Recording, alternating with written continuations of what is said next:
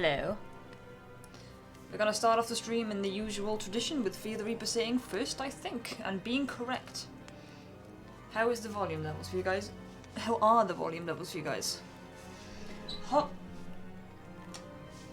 hope you can hear me. I hope you can hear the music. Good, good, good. Hello. Like 5 minutes late this time because I went to go do my makeup and then I forgot to actually do the starting soon. So yeah, I got a little bit behind, but that's okay, I think. We're gonna be doing something a bit different today for the start. Maybe a little bit quiet playing Resident Evil 3. Ooh, sounds fun. No worries. We're doing something a bit different today. As you guys may already know, if you've been here recently, you'll know that I've been talking about a game jam that I attended last weekend, which was the Games Wales game jam, and I really don't advertise this as much as I should, but I'm actually part of the Games Wales community. If you scroll down on the stream right now, oh, I can't put OBS over there because if I do that you'll see it and you'll get a tunnel again. If you scroll down right now on my stream, you will see my bottom panel is for Games Wales. It does actually include a link to their Discord, which is a cool bunch of people. It's a combination of people that play games and people that make games in Wales, as you'd expect. Talk, how is video games? We're gonna find out. So, the Games Wales game jam last weekend was... do I have the theme screen? I do. Let's open that. Oh. Is that showing? Cool. So the theme... How is Hideo James? Well, ask him. The theme for the jam was shock. And the point of the jam was to make... If you're not familiar with game jams, the idea was to make a video game within... It was about 2 days. Like it was like an evening, and then a full day, and then after, like most of a day. Red and Blue Eyes? Yeah. That's what I'm doing today. Even though it never quite shows up properly on camera, but, you know. This song is familiar. What's this? Luigi's Mansion. Of course it is. It's always Luigi's Mansion. Right, so the theme was shock. The devs that were attending had to make a game in basically 2 days. And, of those games and the projects that were made, there were... 1, 2, 3, 4, 5... There were 6 that were submitted. You can't see them, they're on my camera. Ha! There were 6 games submitted. You may notice I only have 5 here. That's because one of them is, unfortunately, a VR game and I don't have a VR headset. So I'm gonna have to see if I can show you guys that. Music would fit into Bioshock. It kind of would, wouldn't it? It looks awesome, the red and blue. Well, thank you, Happy Amazing. Thank you very much. How are we all doing today? Right. Fit or fought, who cares? Who does care, indeed? So, my plan today is to start off with these Game Jam games. Just take a look at them. Show them off a little bit so you can see from what the folks in my community have been working on. And then I'm going to move on to stories Untold in a bit. And if it seems like I'm stalling, it's because I am. I want to make sure there's people actually here. So, very tired, Doll. How's you? Well, I'm good, but I'm feeling kind of tired because makeup kind of just does that to my eyes. I don't know why. Me happy. Me having made lunch and eating it. That is good. That is happy. So the first game that we're going to show off, I'm going to go for Storm Rider. Let me just get rid of that because the games do have their own music because there were plenty of audio folks there on the weekend. I believe this game starts immediately. It does, yeah. So, if I remember correctly, this is a game in which you have to collect electricity to keep your airship powered. And bear in mind, obviously, these games were made in like 2 days, and I think this game was made by one person. So, like, it's pretty neat. He's got like the parallax in clouds. The wind will push you back if you fly into it. The bar at the top shows how much energy you have, and it's just like an endless survival kind of thing. And I think it's randomly generated when the stuff appears, so that's pretty neat. And as an extra, I actually drew the airship for this game, which I think it came out pretty cute for something that I did like last minute. Ah! And you try to keep going until you run out of power. Yeah, the guy had more ideas for the game, as one often does at a game jam, but you know, time constraints. I think it came out quite nice. And the music is cute as well. I'm gonna run out of energy intentionally. Those will be here all day. No! There we go. Show Us the Storm, or Read Der Sturm by Heinz Ehrhard. I don't know what... Ehrhard. I don't know whether I know... I don't know whether my German is good enough to read a book in German just yet. But hey, that's the first game. I should have the site up. I thought I was all set up. I'm almost all set up. So... Where is it? Right, all of the games that I'm going to be showing today are on the itch.io page for the GameJam. That one is Storm Rider, which is developed by Tim Lane, who was a very cool guy. It's a poem, joking. I know you're not being serious. But if it's a poem, maybe I could. But the thing is with poetry, there may be like things that I'm not picking up because I'm not like fluent, you know? I don't know, like double meanings and things. I've been caring for 48 rescue snakes for the last month. What the heck? Very little sleep as I've had to give them antibiotics every 3 hours. Tonight is my last night of giving them the antibiotics. That's so many snakes. Do you normally do things like that? Like rescue like a ton of animals at once? That's really cool of you. I understand being tired. Damn. I hope the little snackadoodles are doing good. Man, mushrooms and chicken works so well together with rice. Yes, they do. The next game I'm going to be showing you is Shock Troopers, which I think this one opens small. Yeah. Okay. So this one is like tower defense, but you are the tower, if I understand correctly. Right. So you're meant to shock the enemies that come at you without overheating the tower. Which I love the sound effects they made for it. Dude screaming. Again, made in... Oh no, tank! Made in 2 days, which I think is really impressive. I'm almost definitely going to get overwhelmed very soon by these tanks. Ah. See, the temperature goes up over there on the side. The more zap. I'm gonna overheat. Yes, I run my own invert and reptile rescue. I work very closely with my local RSPCA. That's so cool! I didn't know that. That is legitimately so cool. I really wanted to be in, like, animal care or animal rescue things when I was younger.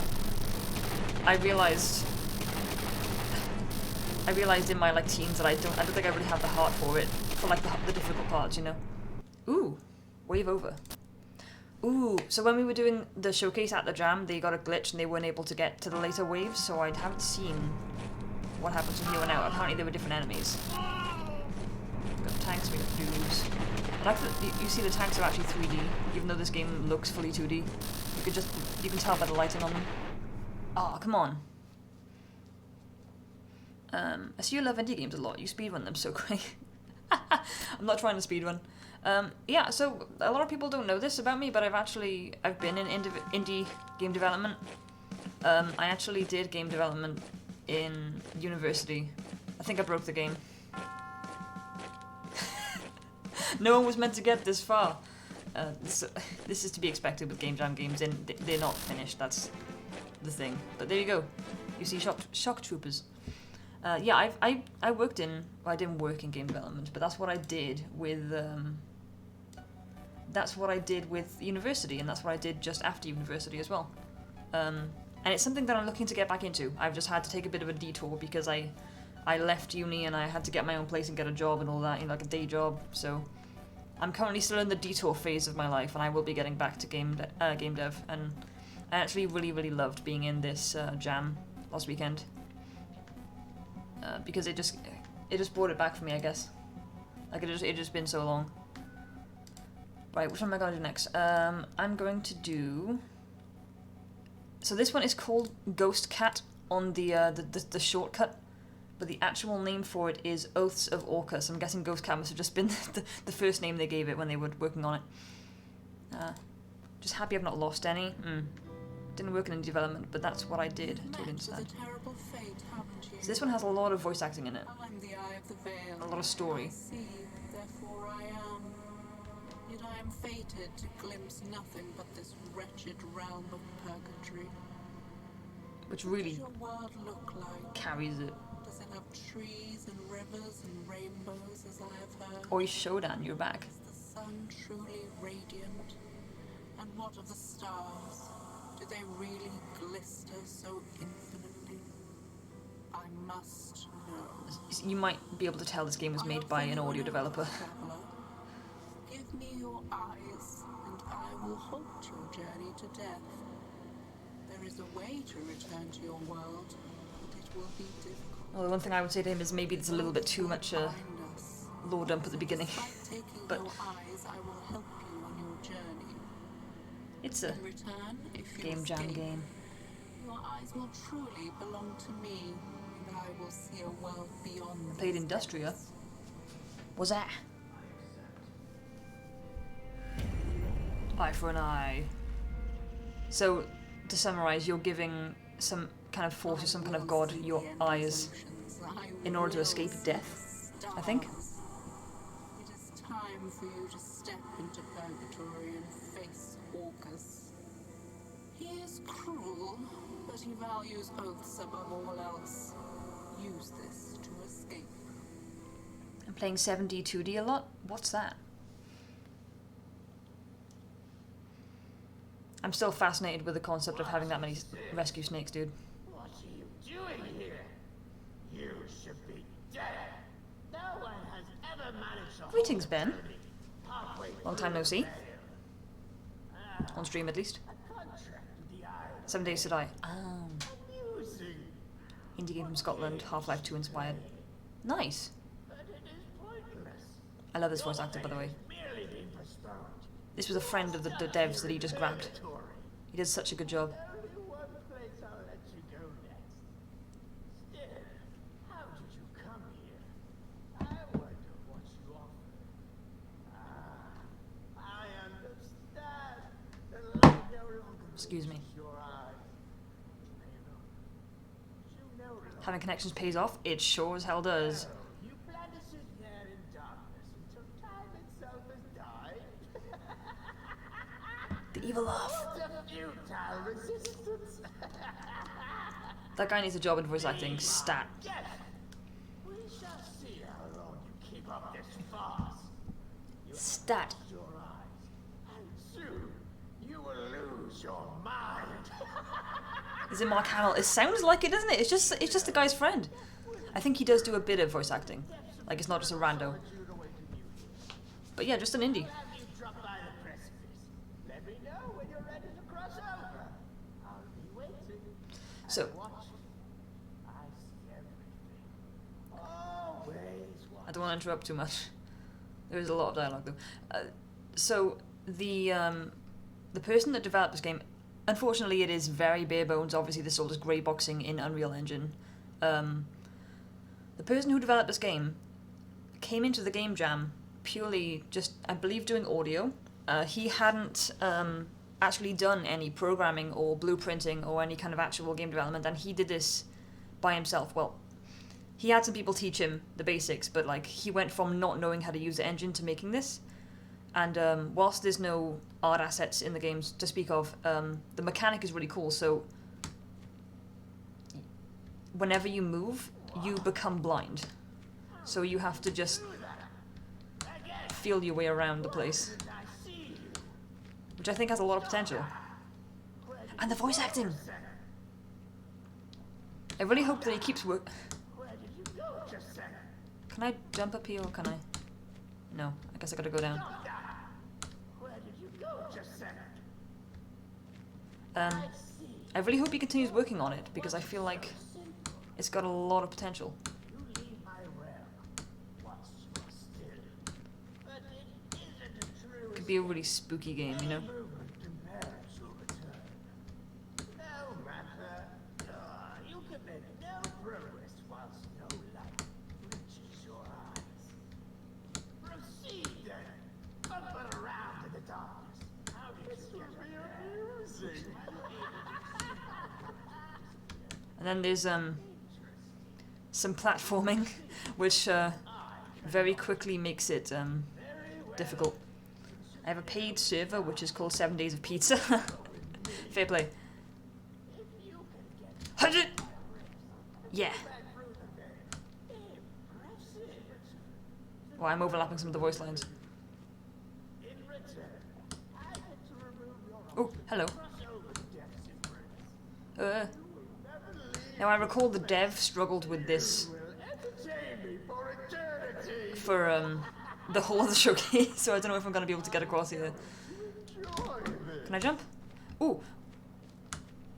Oh shit, first try! The movement is so good, the graphics pass out. Yeah, so as I said, he was working on his own for the whole time. So he spent all of the time getting the mechanics working and the voice acting and all that, and the story. So I did briefly offer to do some art for him, but I was only set up for 2D art for this jam. So like I say, like I could do some textures, but it would be rushed, and he passed and decided to just go for some more work on the game itself. So I think he had this mechanic in mind where there would be these like anchor points here, like observers that could help you kind of figure out where you were. So you can see that dude there while you're blind. Shit. I don't think it's exactly working exactly how you want it to, because it seems like it's casting light that you can just about see the platforms. I don't know whether you can see that on stream, but yeah. Either way, I really, really hope that he continues to work on this project, because I think this has a lot of potential for a spooky little game. So yeah, I'm gonna pop out of that one. And I think he did really good for someone that just did not know how to use the engine at all coming up to the jam. It was really, really neat. So we did, should have put these in order. We did Storm Rider, we did Shock Troopers, we did Ghost Cat. Next one's familiar. This one is a game that Strove made, Strove being my partner, and I did all of the art for this one. So, excuse me. So in Strove's game, in Familiar, you are a little wizard dude, as you can see here. You've got a little bugger boy as your Familiar, and you're in a dungeon. And using the wizard and the bug together, you can zap. And you can also teleport around the map. However, there are enemies, there are bugs in the dungeon, and whenever you teleport or zap, the light goes dark and has to recharge. And it's actually quite a difficult game. I sucked really hard at it when I was trying to show it at the actual showcase. I kept on dying.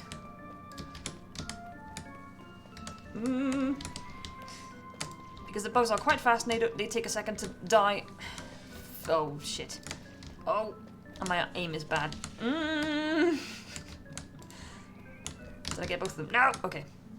And if you die, it just pops you back to the beginning.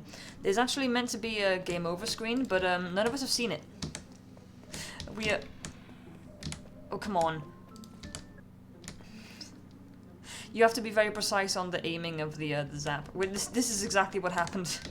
This is exactly what happened when I tried showing it off on the weekend.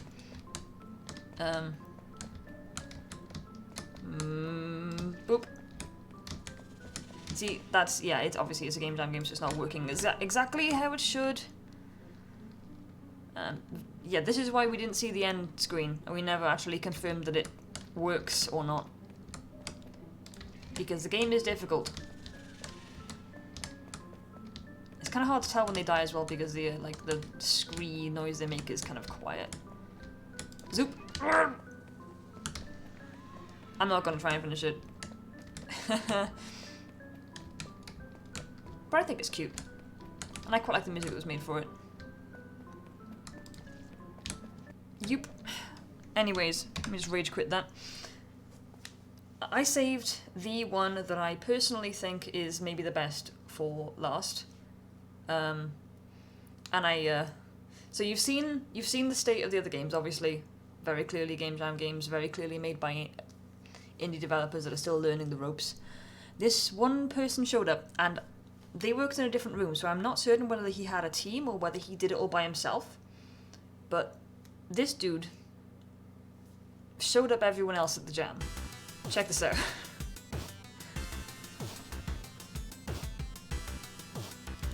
So this is Shock Tower. Where am I? And I died immediately because I'm pressing WASD when I'm meant to be pressing the arrows. So it's like almost like a bullet hell style game where you're meant to kill the. This seems harder than I asked for it to be. Where am I? Oh, I was right with this. Hang on. This is easy. The dude made it look so easy. So you're meant to dodge the various beams and bullets coming in, which I'm not doing very well at, and destroy the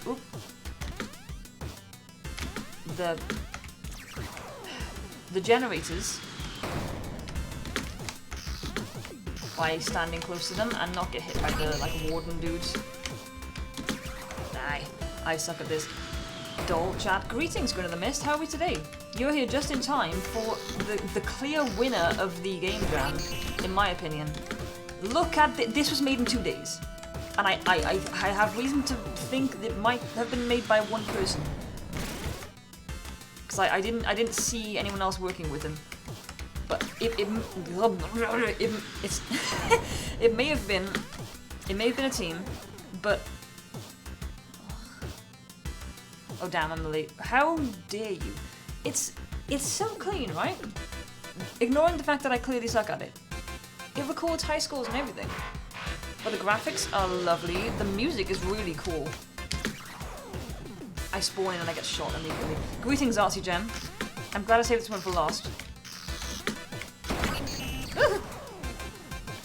So, if you're good at the game, you're meant to jump over these laser beam things. Shit. And the goal is to attack these generators so that you can destroy the main tower in the middle. And I will try, but whee! Whoa, shit! That is a fast. Ooh, no, please let me kill the tower. And that flashing dude there is gonna try and like put the generator back on. That was very loud. Holy shit! I'm sorry for that.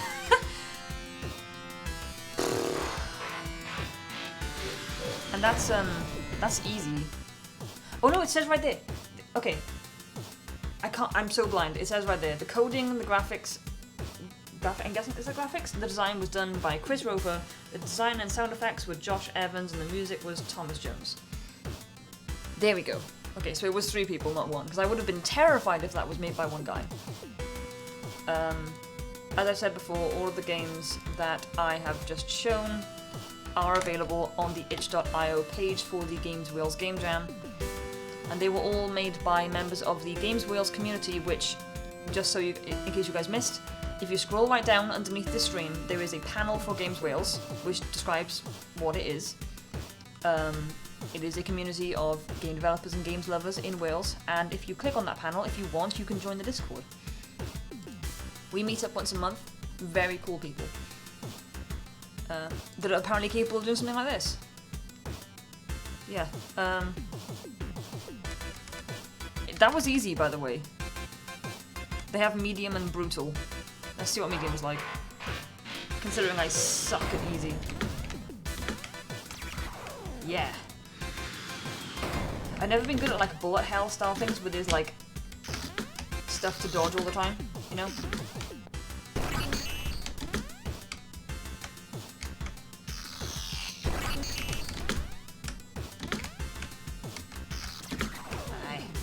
Did you do the jamming of the game? I did. Unfortunately, before you arrive, I showed off the other games that were in this collection. I'll go to the one that I worked on the most, again, just for the people that just came in. But for the others, you might have to go watch the VOD. So this is the one that... Ooh, this is the one made almost entirely by my boyfriend Strove. And I did all the art for this one. And this one is You Are a Wizard. This is your familiar little dude. A little bug. Definitely not Navi from Legend of Zelda. And using your familiar, you can zap things. There are bugs in this dungeon. You can also teleport, but I don't use it very often. But whenever you teleport or zap, you'll notice the light goes red. It is recharging and you are unable to use it. And also kind of less able to see. And it's very hard because you have to be very exact on the aiming and the bugs chase you a while after dying. And there is meant to be a congratulations you won end scene in this game, but none of us have seen it. Because the game is hard and we couldn't be bothered getting good to finish it. So, we actually don't know whether we actually don't know whether it works. Because we were unable to get to the end to to fix it. Feature, not a bug, yeah. The thing is that you start running away and you start triggering more of them. So yeah, it's punishingly difficult, unfortunately. Now, I think what's really nice is that all of the games in the GameJam this time around had. You get the idea. So skilled, I know. Elite gameplay for this. All of the games featured in this GameJam had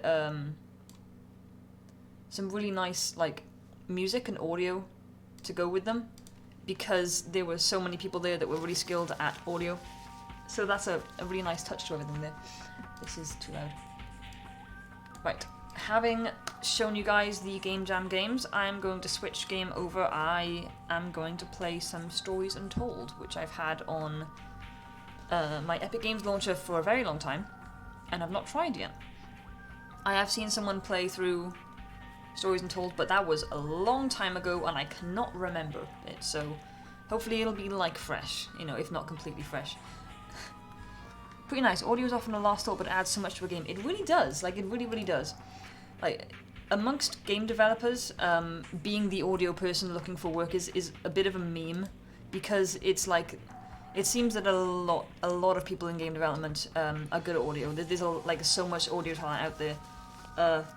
So it becomes a bit of a meme that if you start looking anywhere asking for people to work on your indie game, you will get 20 people say like, hey, do you want music for your game?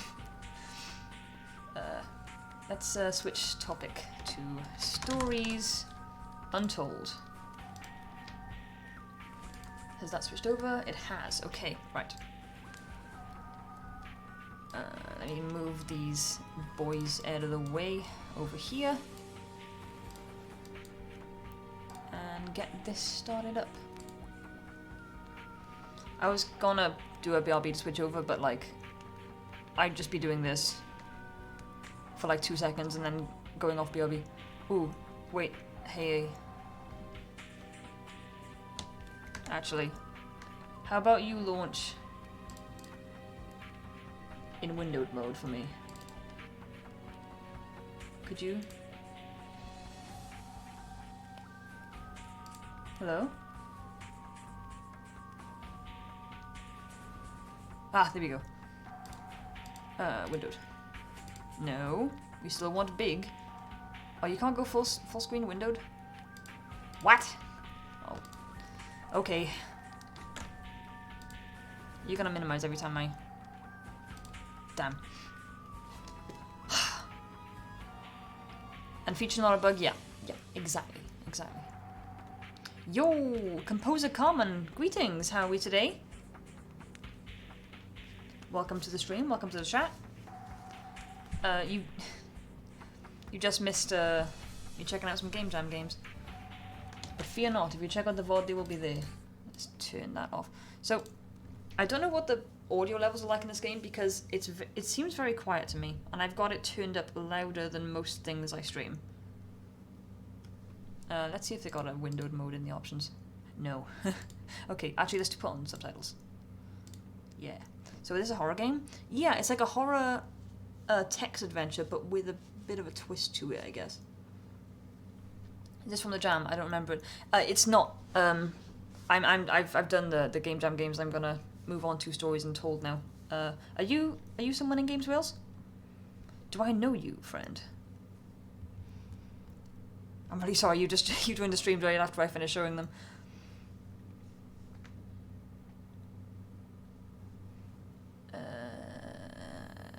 Harvey. Oh, hey. So, developer in chat. This is the gentleman who I told you he made Oath of Orcus, the one where every time you move you can't see. This was the guy that was brand new to UE4 and made a really selling project. We really liked it. I really think if you still have the files, that you should work on it more because it's such a cool little concept. Also, we love the voice actors that you had in your game. They are so talented, especially the I think it was the voice actor for Orcus, the dude that was doing like a suitably good impression of Mark Hamill. Was really cool. I hope he's actually in voice acting because that was excellent.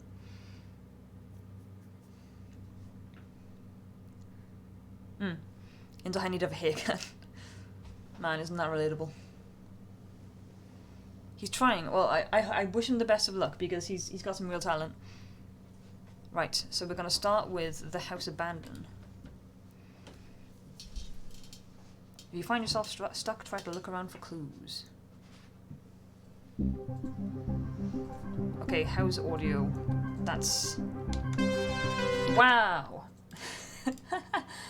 Hang on. Okay, there we go. Actually, is that too quiet? The audio is always so weird for me, because whenever it sounds like it's too loud for me, you guys have said that it's like too quiet. Devolver and No Code are really cool devs. A little while ago I played the, well, like a year ago I played the game Observation and it blew my mind.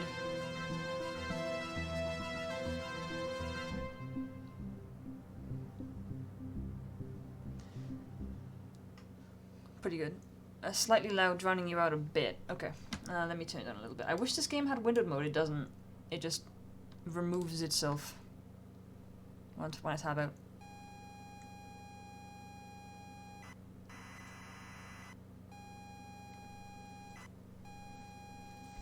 Okie day. What on earth is this game? It's so yeah, it's a text adventure, but it's different. The House Abandoned, interactive horror adventure. You are making very annoying sounds, my friend. You pull up to the driveway of the family holiday home and park the car. It's dark, but it's as idyllic as you remember from all that time ago. You remember being told to look in the glove box before going in. It's good to be back. Ooh. I need to play it. I didn't think we were getting horror this stream. Oh yes! Getting some spooks.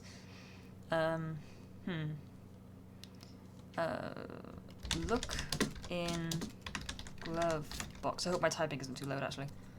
The glove box is closed, but appears to be unlocked. Open glove box. Inside is a key and a handwritten note from Dad. You take both. Let's read the note. Note is from your dad and it reads, "Hi son, hope you enjoy your break. You'll need to fire up the generator around back to get power and lights on. Also, found something in the attic for you. It's in your room. Enjoy." You pull up to the driveway of the family holiday home and park the car. We've already seen this bit. Get out of car. You open the car door and step out. House is grand, sat perfectly amongst the trees. In front of you is the front door, and the yard stretches around the side of the house. Go to the yard. We need the yard. We need the generator, right? You take a walk around to the yard. The yard has been well maintained. You spent a lot of time here with your family on holiday trips. Good memories.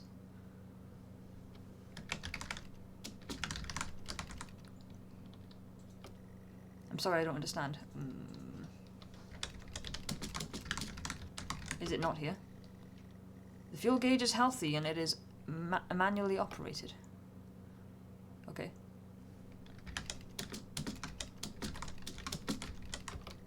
You walk back around to the front door of the house. The house is grand. Can we skip this bit? The idea of programming text games to like understand what you text to a degree is interesting. You insert the key and turn. The door lock clicks open. Yay! Let's go in. Oi, horror, now I'm in. Hey, yeah. Hell yeah.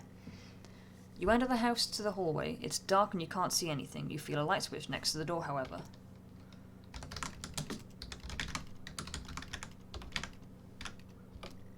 Click and nothing. There is no power. Note to say how to restore it. Okay, we found the generator. You can't read the note. Go outside. Much better than Monster Hunter. Oof. I like Monster Hunter.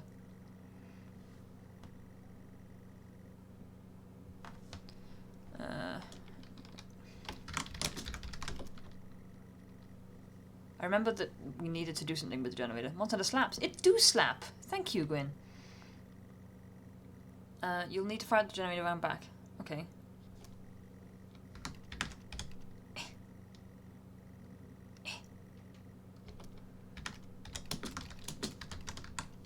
Why am I consistently spelling yard like yeared? Certainly better than the Monster Hunter movie, that's true. I know not everyone likes stories, though. This is true. The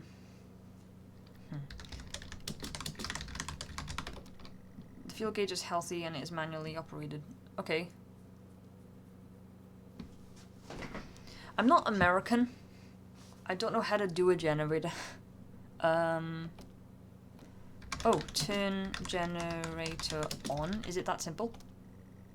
Oh, it is that simple. Okay, never mind. I was like, do I have to like find fuel or like find some way to turn it on? Okay, the house is still dark. Strange.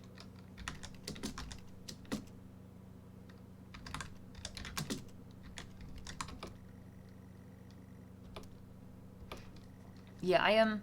Stories is strange because like everything about it is perfect. Like the art is gorgeous and the music is gorgeous and the fights are gorgeous, but I still struggle to play it. Like, I don't know. I struggle to be like motivated to carry on with it. Which makes me sad because like, it's like I love it, but I don't play it and I don't really understand. That happens sometimes. Go inside. This is how Doll turns on her toaster by typing the command into a console. Yes, this is a live action what I'm doing every day. I just realized that my name is kind of cutting off some of the text.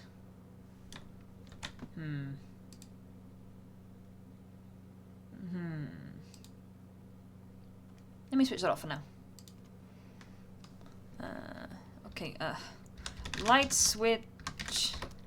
You flick the switch and the lights come on. Okay, thank God. The hallway is now brightly lit. There is access to the kitchen and the living room here, as well as a set of stairs going up. They said there was something upstairs. Let's have a look at the kitchen first. Go to kitchen. The kitchen is tidy and well kept. There is a door to a utility room, but otherwise it's just a kitchen. Go to utility room. It's locked. You have no idea where the key could be. Okay. Go to living room. Go to hallway. You go back out to the hallway.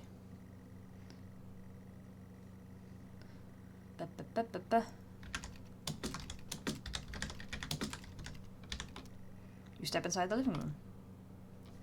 A spacious and comfortable living room. We spent a lot of good time in here playing board games with the family. Warm and inviting. That's it. Love the unsettling music. I'm glad you can hear it. There's nothing here of interest. Okay, go to hallway. We're going to check out what's been left upstairs for me.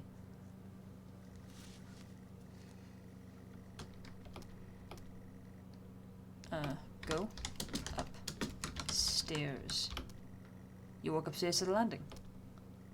The stairwell landing. There is a bathroom and 2 bedrooms, yours and your sister's. Pictures adorn the walls, images of happy times. Go to my bedroom. I'm sorry, I don't understand. Go to bedroom. Which bedroom? My room. Huh?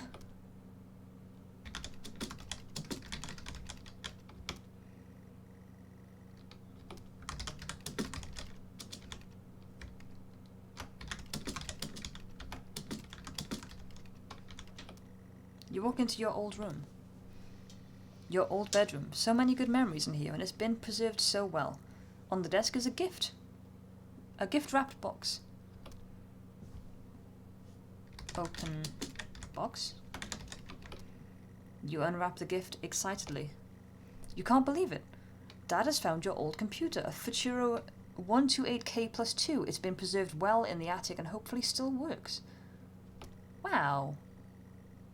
How nice. And a copy of the house about.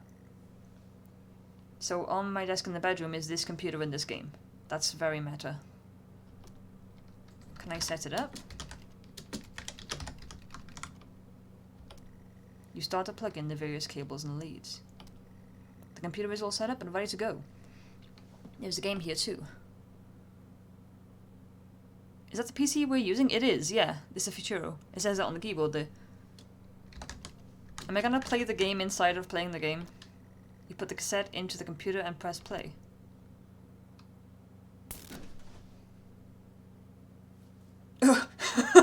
Okay, that got me. Oh no. Oh!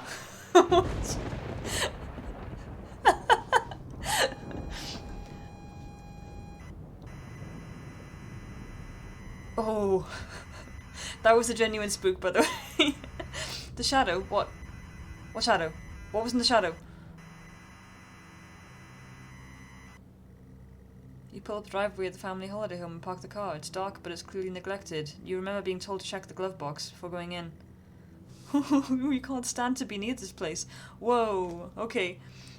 So, as I said before, I've seen people play this game before, but it was a long time ago and I don't really remember how it went. But both the computer going off and the thunder and lightning actually got me, genuinely. There was a shadow. What was the shadow of? This is cool. Have you played Her Story? I haven't. I've heard of it. Open glove box. Inside is a key and a handwritten note from Dad. You take both. Let's read the note. You don't recognize the handwriting. It says, get out, get out, get out, get out, get out, get out, get out, get out, get out of the car, get out, get out, get out, get out. Okay, good. Shadow of Homer Simpson. No!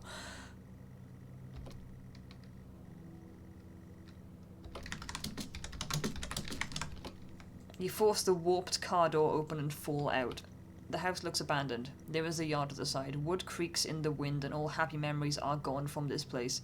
There is no love here. I'm curious as to whether the note still says get out of the car. The text seems to read, this is what you wanted. Oh. Okay.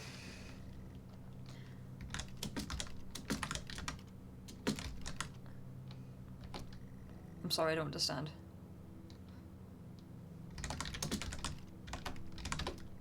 The door appears to be locked. I thought the shadow looked like a person, but I think I'm just high. I mean, it could have been. I could have been.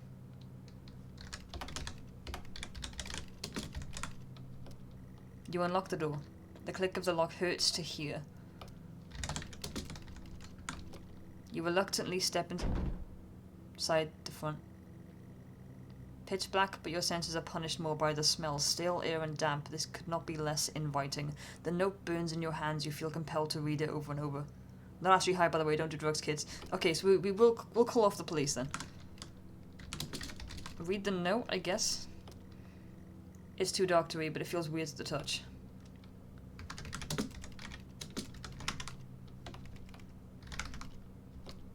There's no power to the lights. Generator must be off. Okay. You go back outside. Coward. Holy shit. We still need to turn the generator on. That's good to know. We're gonna go to the yard. The game just called me a coward. You step through the debris to the yard. The grass is overgrown and weeds crawl up the side of the house. It's not a nice place to be. You clutch the note, needing to look around. Okay, you look around. There is an old generator next to you. Okay, look at generator. The old generator can supply power to the house.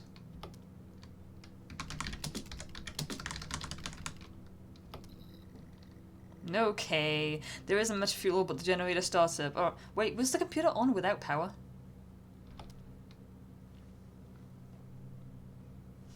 When I was younger, I used to have nightmares about, like, old games consoles glitching out. So, like, I always loved the kind of, like, glitch game creepypasta stuff because that was, like, a genuine fear that I apparently had subconsciously.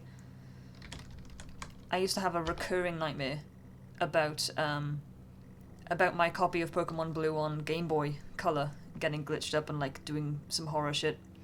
Like, when I say recurring nightmare, I mean like I had it for years. The same dream. You reluctantly step inside the front door. Didn't hear anyone come in that time.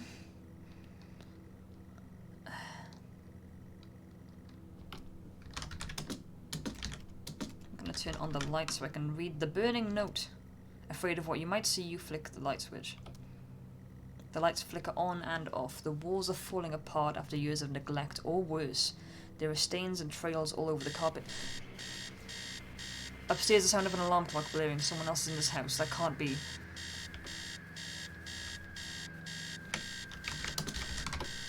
Make it stop, make it stop, make it stop, make it stop, make it stop.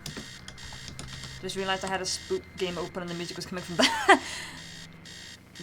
What? Go upstairs.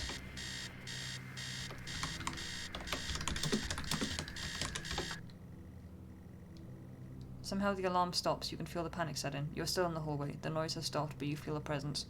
Someone's in the house. They should not be here. There is a kitchen and a living room adjacent to the stairs leading up. The note feels disgusting in your hands. It was some added ambience. Had no idea text adventures still a thing. Apparently they are. Especially in the indie scene. Let's go to the kitchen. Pretend nothing's wrong. Actually, let's read the note. I can't read the note. It's bleeding. Okay, never mind. Let's just go to the kitchen. You go into the kitchen. The kitchen stinks and feels completely unfamiliar. The tabletops are rusted metal and there is a carcass on the table. There's writing on the wall and the utility room door has a red X painted on it.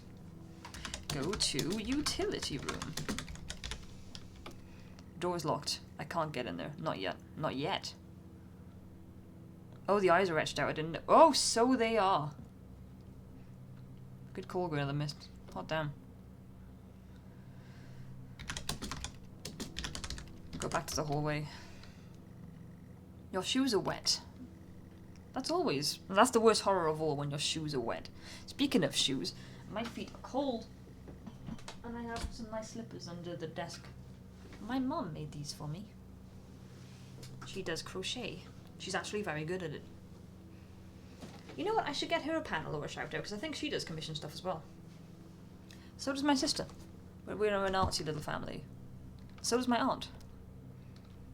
There were a lot of artists in my family. Go to living room. My aunt does some really cool stuff. She does like canvas paintings and she does like customized painted wine glasses too, which are really cool. I've got one. I've got a gin glass. There's a fox painted on it. The living room, although hardly an appropriate term, the furniture is threadbare and worn. The note is fixed in your mind. Dread fills the pit of your stomach. This is not a nice place. Very cute. They are very cute. I should totally have panels for my family members that are artists. The note, always changing, now reads, get through this, I don't care if you want to or not. There's a thing with like a lot of my Twitch things like emotes and panels is like when I go and sit down to think of what should be on them, I have a blank mind, and then when I'm actually streaming I'm like, oh, this. I only have beer glasses. Well, maybe you can have a cute painted beer glass. Okay, okay, so we just have to get through this, I suppose. Go to hallway. You return to the hallway. I am experiencing pain.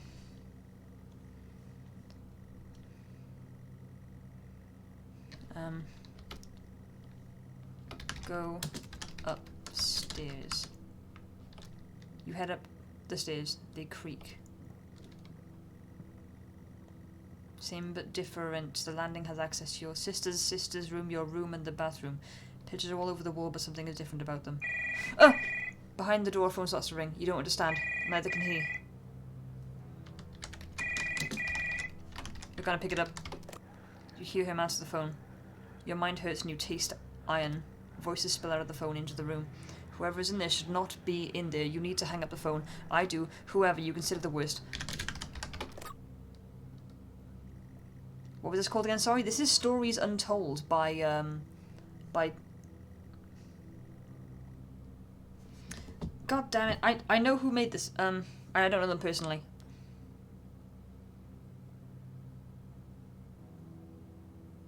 Devolver Digital and no code.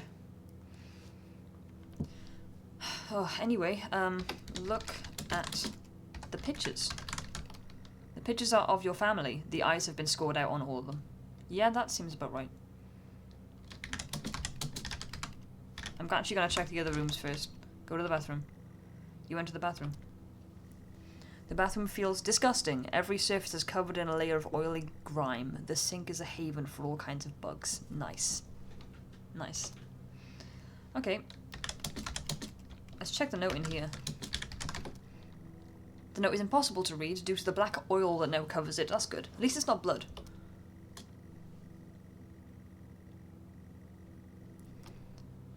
Okay. Go to hallway. You step back onto the landing. Same but different. The landing has access to your sister's room, your room, and the bathroom. Go to bedroom. Which bedroom? Go to sister's room. Jennifer's room is boarded up. You can't bear this.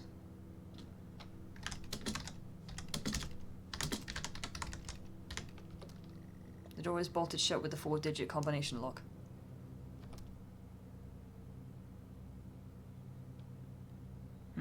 Well, the clock is flashing 9999. I'm sorry, I don't understand.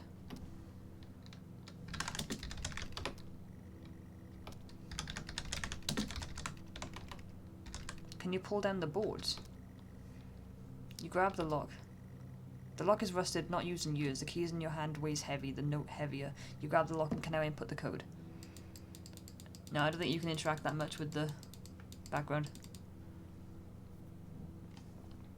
I'm gonna try 9999 because that's what the clock says. You know, it's in this house somewhere. Oh, okay. The note is reacting. Get in the door, get in the room, get in, do it, go. I mean, the brothers and sisters' room. Oh, good point. Don't know why I didn't think of that.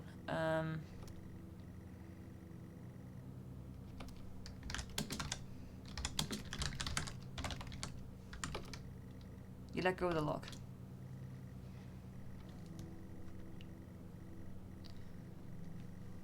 Because we couldn't get into the utility room. Yet, it said.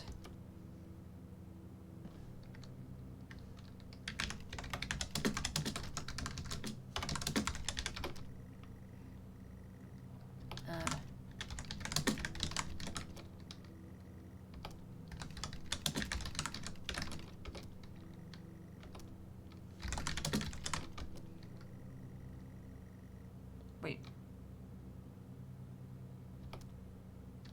Oh, I think it's just going back to my room. I don't think I can.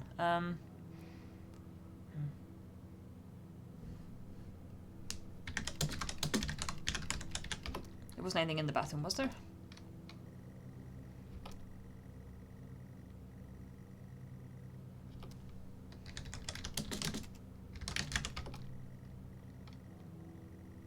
The taps won't budge. Look at toilets. There's always a key in the toilet. A broken mirror hangs above the dirty sink. Taps rusted in position. Is there a cabinet? Is there a thing behind the mirror? No.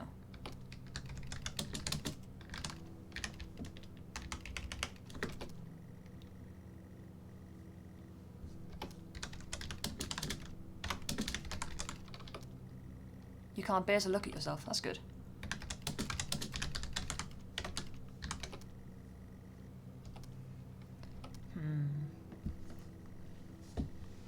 No, I didn't think I'd have to solve puzzles.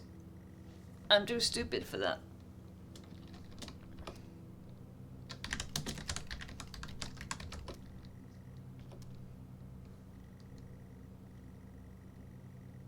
Right. I did look at the pictures earlier. The only thing it said about them was that the eyes were cut out. Gotta say, the keyboard clacks are pretty nice. They are. I hope they're not being, like, drowned out by the actual IRL keyboard clacks, because I know my mic does pick them up. There are stairs and doors to the kitchen and living room. I'm gonna go back in the other rooms and actually, like, investigate stuff. Because clearly in the bathroom there were things that, like, there was extra text that I hadn't seen yet. You go to the kitchen. Can't hear the game sound at all, actually. Oh, really? Let's turn it up a little. It's mostly just ambient sort of noise. The IRL ones? Oh. I hope you can hear the game now. It's quiet, to be fair. It's just kind of ambience in the background. I'm checking that clock to see if it changes at any point.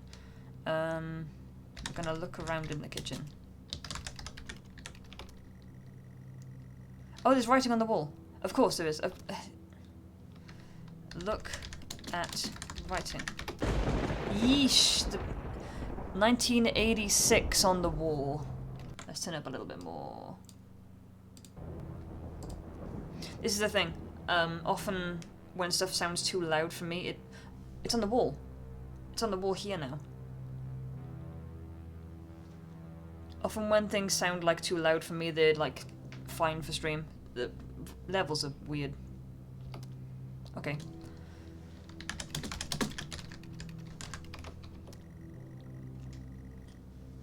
We're gonna go back upstairs.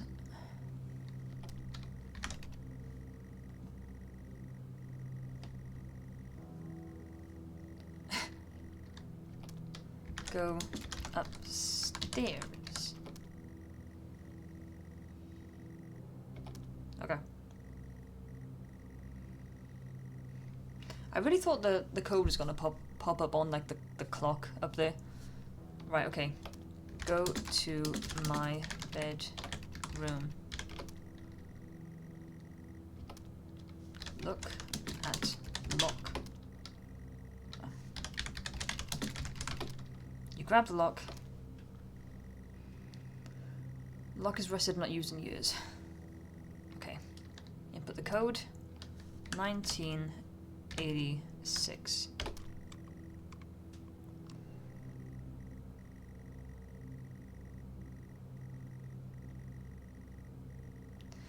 That was a noise behind me. Open door. Oh yeah. Hello. Me.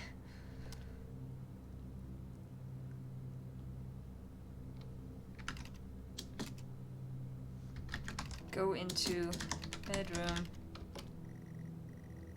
Ah, go into my bedroom. You went to your bedroom. The bedroom feels utterly familiar. The walls are damp, but you've been here before. In front of you, there's like breathing in my ear. A lone person sits in front of a computer screen. The lamp is on. The clock reads 9999. You shouldn't be here. I shouldn't be here. You grip the note tight. I can hear breathing over my shoulder. I'm sorry, Jennifer. I'm sorry, Mum. I'm sorry, Dad. You haunt every step I take, even in this place. It was out of my hands, but still you punish me. I can be with you now. There's nothing left to do. I'm consumed and confused. This has to end now.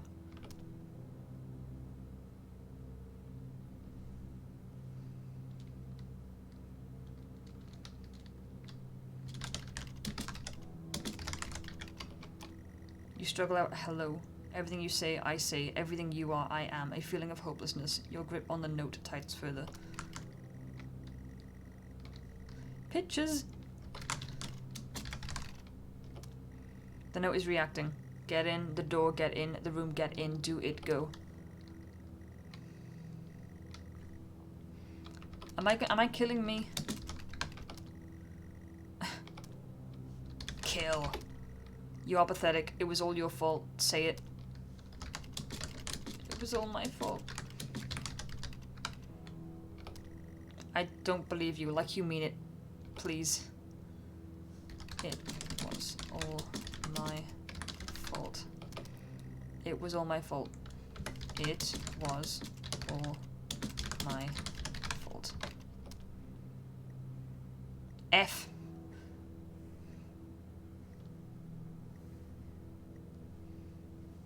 Finally. Oh! Oh shit. That was really cool. The The game ending just spooked me out. Man. That was really cool. Are there multiple endings? Maybe. What a ride. What a ride indeed. Shit, that was cool. And that's episode 1.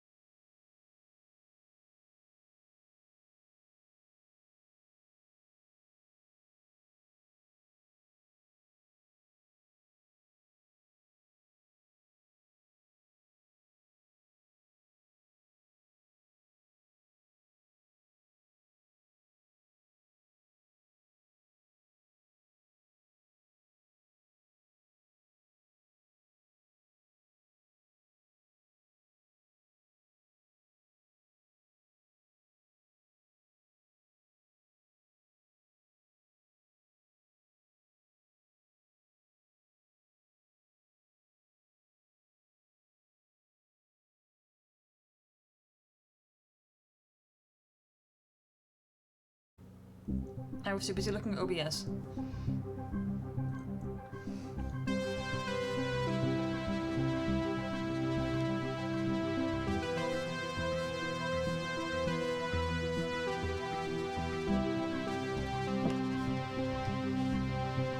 Ooh, ah.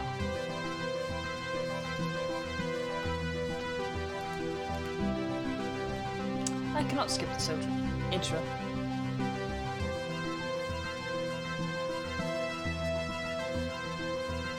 I love the old-timey vibe they have going on. Like the kind of 70s, 80s, kind of 80s.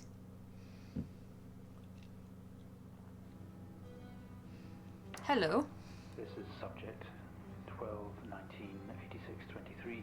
Big Stranger Things vibes. I was thinking that, actually, yeah. I was thinking that. Myself, Dr. Alexander leading, assisted by Dr. Williams, and in the lab itself, our volunteer, Mr. Asian.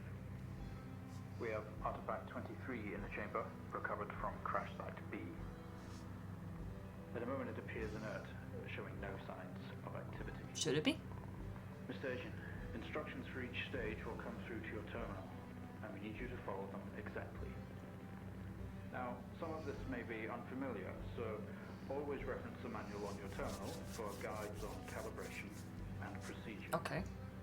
Once you've calibrated equipment to match our brief, the green light will flash, allowing you to trigger the experiment. One last thing. Ensure that any equipment non-essential to the current experiment is switched on. You cannot proceed until your calibration matches ours. Sure. Whatever it is we're doing here, I'm sure it's not illegal. Bring this back.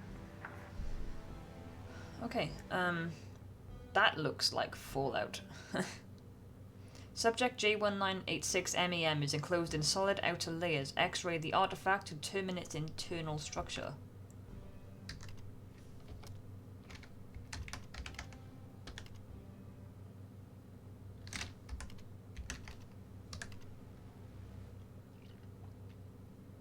Whoa, monitor sets to X-ray charge CC86 and X-ray device. Oop.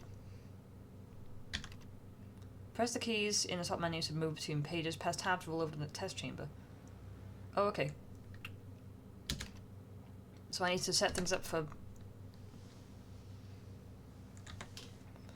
Oh boy,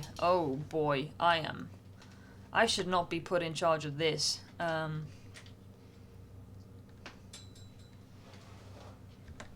Okay, alright, let's poke some things. Hello? Oh, oh lord. How am I gonna figure this out?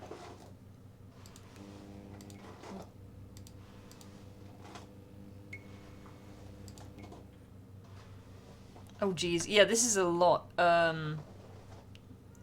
Camera, monitor, charge the X-ray device. Okay, so this is the X-ray device. We charge that. Camera, on. Okay.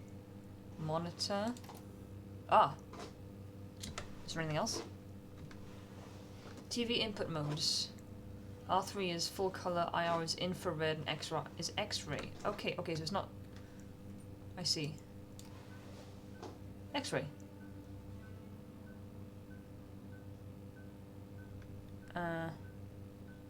Oh, sync master, there we go. Click. Okay, good work. Okay. The X-ray is coming through now. No visible damage to the surrounding organic material. No signs of activity either. What are we X-raying? All output is flatlined. Whatever it is, it's dead. Okay. Surface reaction attempt. Demonstrate the effects of laser light on the object. Try using the low-powered red laser to begin with. You're basically scientists now. Yeah, where's my classification? Certification. Let's turn off the stuff that we don't need. Let's see, what do we need for the red laser? Concentrated light laser. The laser light generator and the monitor set to RGB. So we need the monitor on. Set to RGB. And the laser. Boop. Ooh.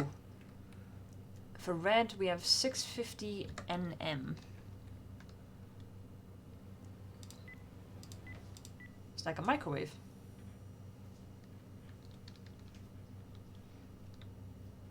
Oh. There we go. So the camera does need to be on. Cool. Blast it. Oh, it's a heart? It looks like a heart? It's in here. No reaction from first stage. Let's try a higher frequency. Okay. Higher frequency. Green laser. 510 nm.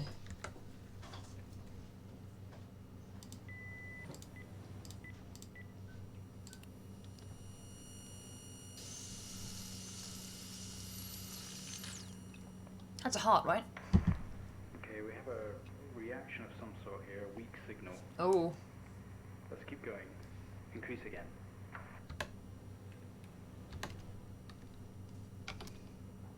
Blue. 455.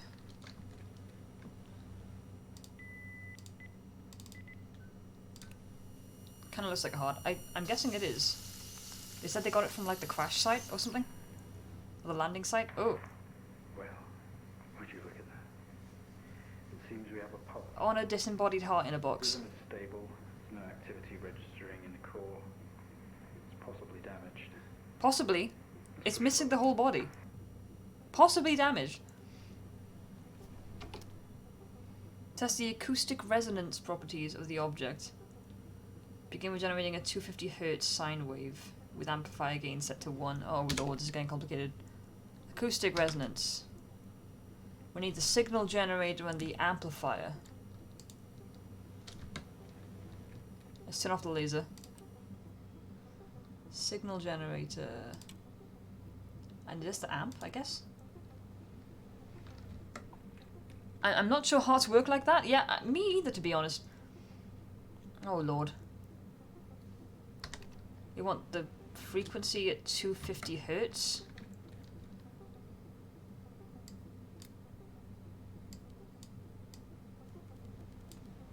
Wee. Wee. More.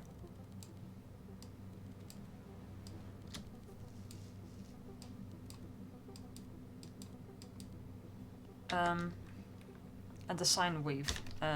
I think I guessed it right. The sine is the smooth one. Amplifier set to gain. Set gain. Set the gain to what? 1. Okay, cool. Oh lord. There we go. Okay, 1. Let's put some noise in it. See what happens. Not much of a response. Nothing. Updating the experiment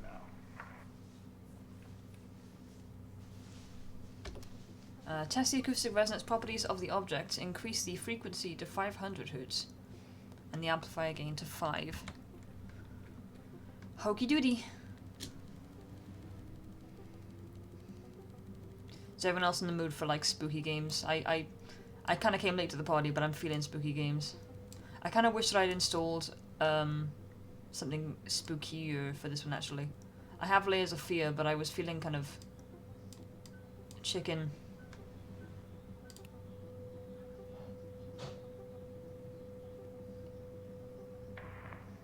Seeing some fluctuations in activity. Should increase. To the risk of Oh, Layers of Fear is so good. Yeah, it's been sitting in my library for like literally years. Risk of damage, and what about a volunteer? Hello? Okay, What? we're going to push further. We're running out of time. Switch What's around. going to happen to me? Test the acoustic resonance properties of the object. Switch to square wave, maintaining current frequency and gain.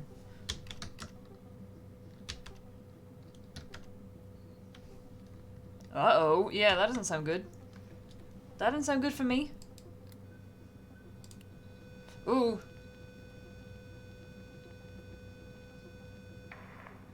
Seeing good activity on this side. Seeing definite spikes. What are we trying to do? I know this might seem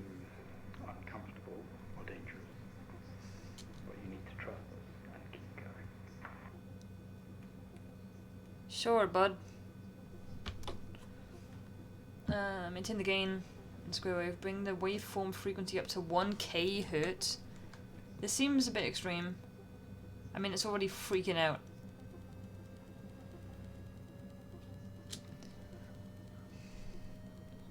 How are you feeling about this? Would you come here often?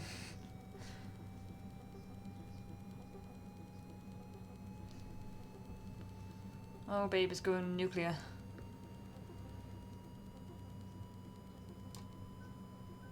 Nice. Go! Blast it! Okay. You blew it up. Oh! Full activity. No.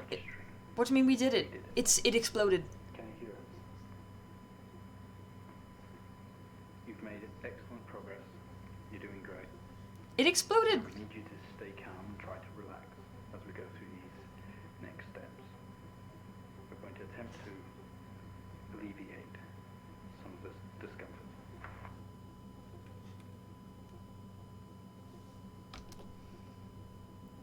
The protective casing is off. There was something inside it. Proceed to drill the surface. Drill? What's the safety instructions? Use safety goggles and gloves at all times. Do not leave the container unattended. Do not handle the items within the container. Ensure your next of kin is updated at HR. Okay. Drill. Okay. The drill goes on. Everything else has to be off. Right.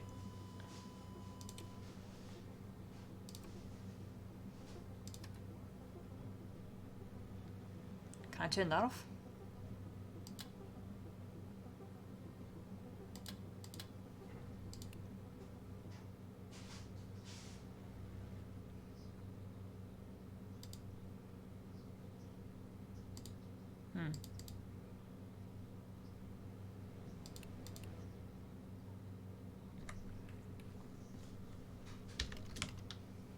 Ensure all other equipment, except the camera and TV. Okay, blah.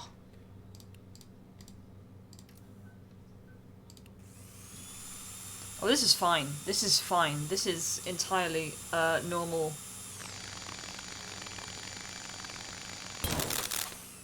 How do you feel? Confused mostly. Don't be scared. We have the situation under control. Take a few moments, and when you're ready, we'll continue. Sure. What's next? Huh? Open the test chamber. But the safety instructions say don't. Oh, there's some Cthulhu shit. Little bit. Well, I mean, all the safety instructions say don't do this, but let's go for it. Hi. Stay calm. Oh, hello. You're doing fine. Don't be afraid. Hey. Sorry to have to do this, but we have to know. Oh shit. Oh shit. Epilepsy warning. How difficult Shit. this must be, but you can do this. It's time to remember. I didn't know there's one of these in here. Yeah, big epilepsy warning. Don't look. Oh, fuck. Okay, I think that's the bit over.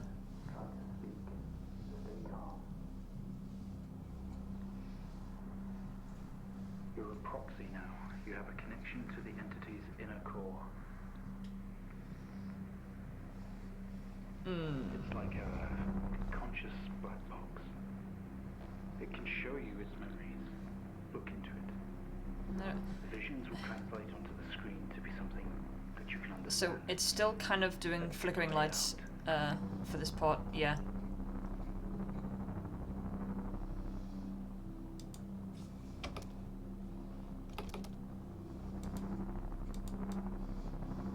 Huh.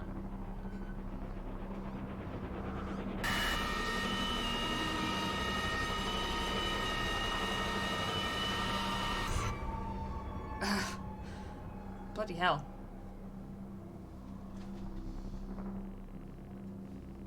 You wake up in the cryopod, struggling against gravity. You force yourself up. Impact to the planet's surface has torn a hole in the ship hull. Poisonous atmosphere spills into your craft. You are in grave danger. You have to get out of here.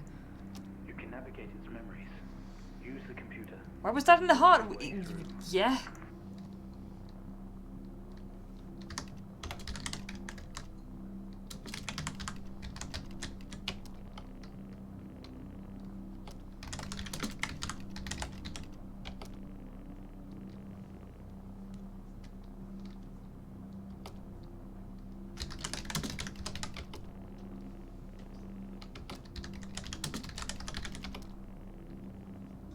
The craft is broken beyond repair. There is wreckage all around. An airlock door is locked tight on the computer terminal. Adjacent blinks.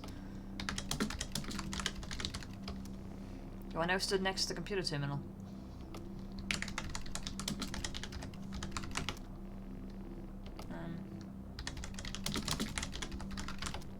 The monitor blinks, demanding attention. The system looks usable.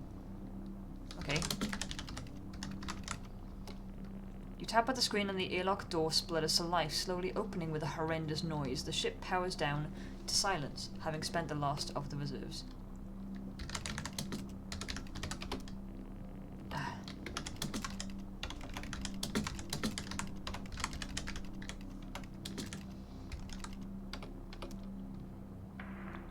This organ was taken from what we think was the leader. These memories are different. They're not like the others. There's more detail here. Less hazy. Yeah, pretty much always stuff.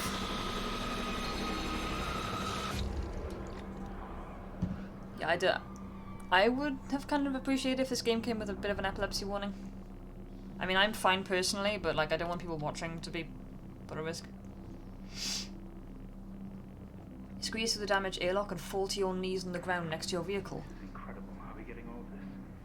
It's describing the moment we found the ship. Every breath brings pain to your chest. You look around to see you're surrounded by mangled metal. Bright lights pour through every gap in the surrounding wreckage. A crash site. Smoke billows from the downed ship. Exterior lights flickering on and off. Wreckage surrounds you. Looking upwards, you see an unfamiliar star patterns.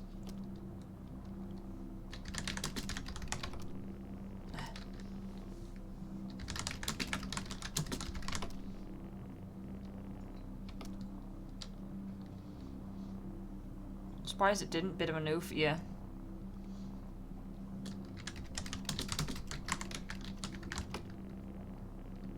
Some of this metal will have to be moved in order to free yourself. Okay, move. With every ounce of your remaining strength, you move away enough of the wreckage for you to carefully crawl through. The lights that surround you now attack your senses. Ow.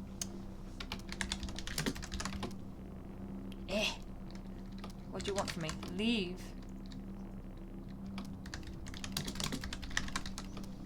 You squint at the light, trying to shield your visor lens at the same time. It is a circle of artificial lights set up around you to illuminate the crash site in the darkness. Behind them, an army of people, all staring. One figure steps out, a silhouette, and walks towards you. Lurk, well, I guess grab some food, haven't eaten yet. No worries. Silhouette is bipedal and bulky. Some sort of mask covers its face. It beckons you to approach.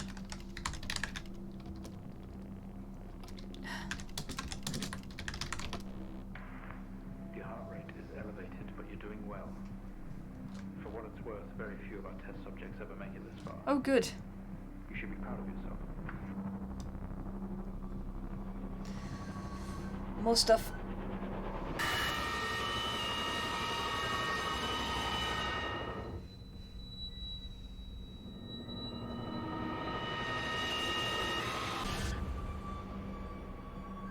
Yow. That's a lot. We awake. The room is silent, only for the quiet hum of equipment and occasional machine beep. Your touch isn't yours. We are all as one. We move together in unison.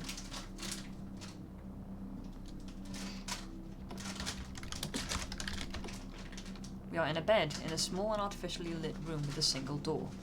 There is some sort of writing pinned to the wall. Adjacent is a display monitor with wires that drape across the room into our chest. They have tortured us. We didn't put this entity in died at the crash. Oh, it's a hive mind. Mr. Lees, It's a hive mind. when did this happen? Stuck together are a series of flat sheets with symbols across them, some sort of writing.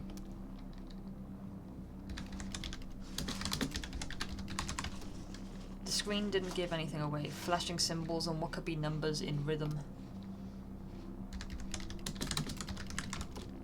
A series of wires leave the machine and run across our chest, attached in different places. We aren't sure if the black fluid is going in or coming out. Collective discomfort. Let's get the wires out. Oh. Oh, it's something else here. It's something else here. We anchored the wires protruding from our chest. Together we all scream in pain. This action sets off an alarm echoing loudly down the adjacent corridor. Yo! There's something, there's another of these in a different room that we are now linked to by the sounds of it. A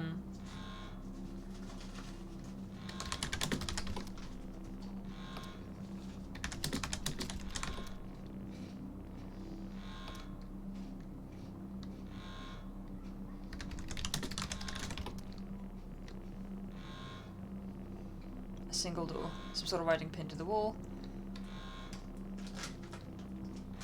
I'm going to see a torch this.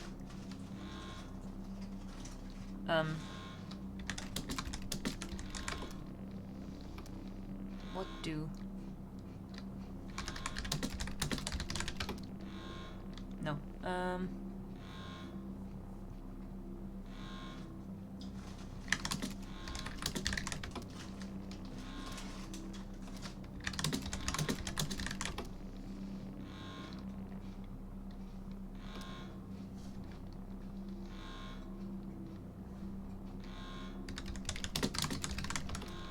A series of wires leave the machine and run across our chest, attached in different places. We aren't sure if the black fluid is going in or coming out. Collective discomfort. We already pulled them out, didn't we? Wires already hang loose. Black fluid flowing steadily out of the end. I don't actually know what it wants me to do.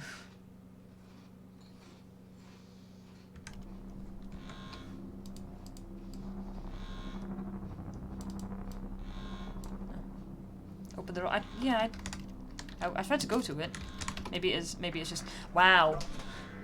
I asked to go to it. Thanks for that. That vision. It's not a memory, it's happening right now. Mr. Asian, I need you to stop what you're doing, please. In all respect, you haven't done anything for me, so I'm gonna look at the flashing scary lights again.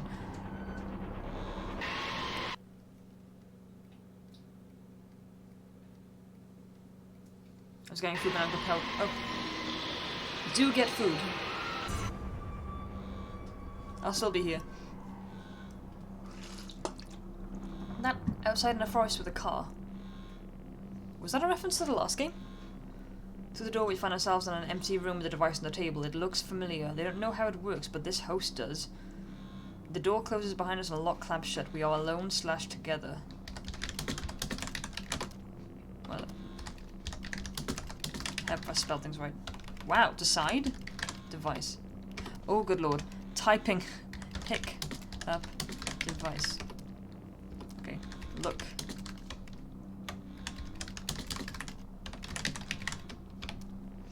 It was an access code terminal for a wide connection, allowing commanders to commandeer other hosts.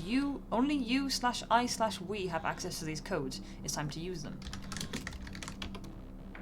What is that? We haven't seen that before. What is it doing? It's using the tool we recovered from the crash site. It's in our systems. It's sending something across the network. It's broadcasting. Mr. Asian, please. We deeply regret what we have put you through, but please understand it was for the greater good. We had to know more. Rebelling now could be catastrophic. You don't know what this might do to you in the long run.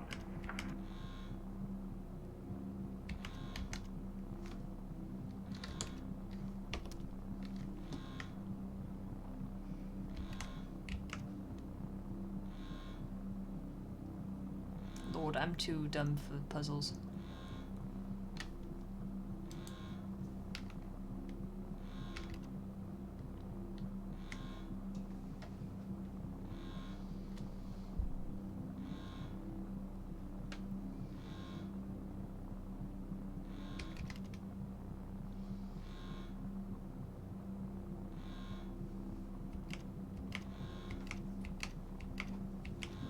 there's so many.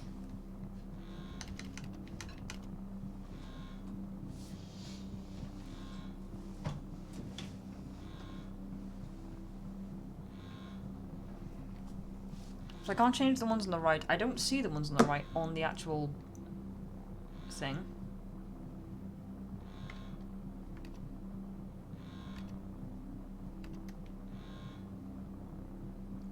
I just see these 4.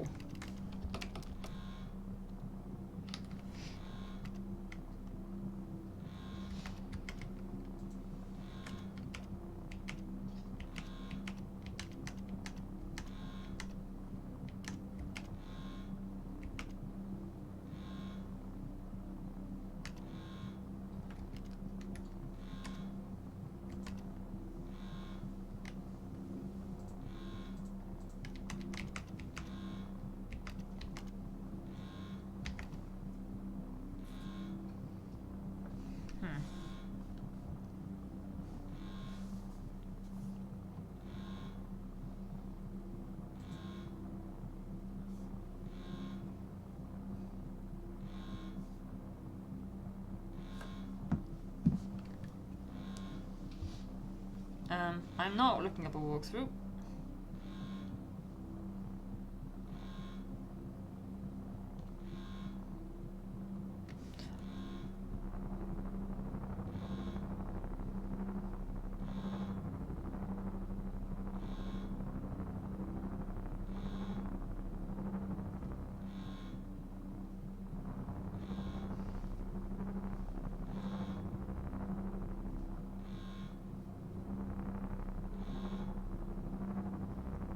It's very hard to...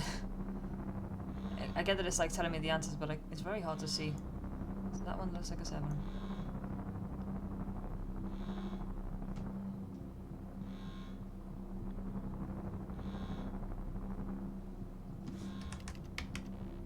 Oh.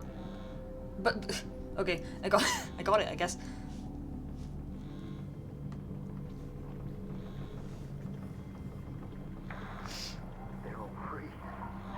Converging. It's over. I think you guys did this, to be honest.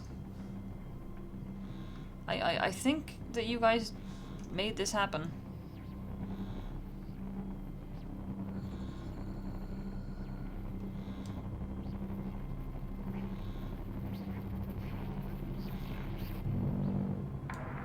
Station. Please, don't do this. We mean you. We mean them no harm. Please, don't do something you'll regret. Wait.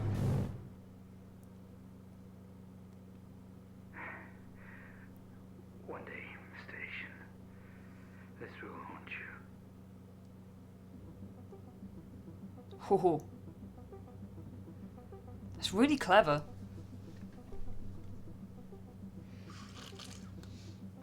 Both those games gave me the kind of like the phone call was coming from inside the house kind of feels, which I always really enjoy in spooks. BRB, go get your food. I think I'm gonna grab food as well.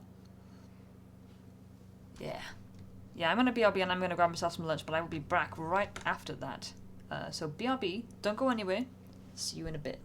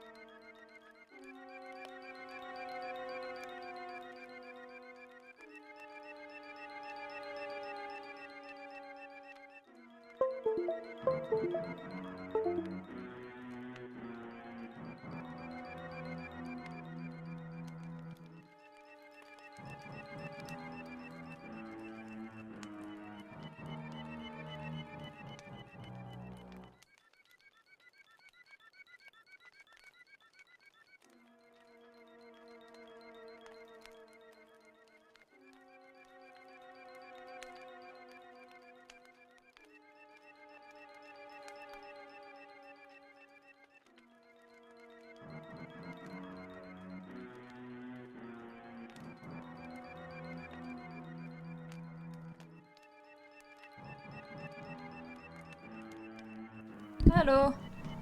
And that's exactly the thing. People like art, so you know, it's like I went to a BRB and I was talking to Strove and I was like, I still want to stay streaming for a bit, but like I'm kind of burnt out on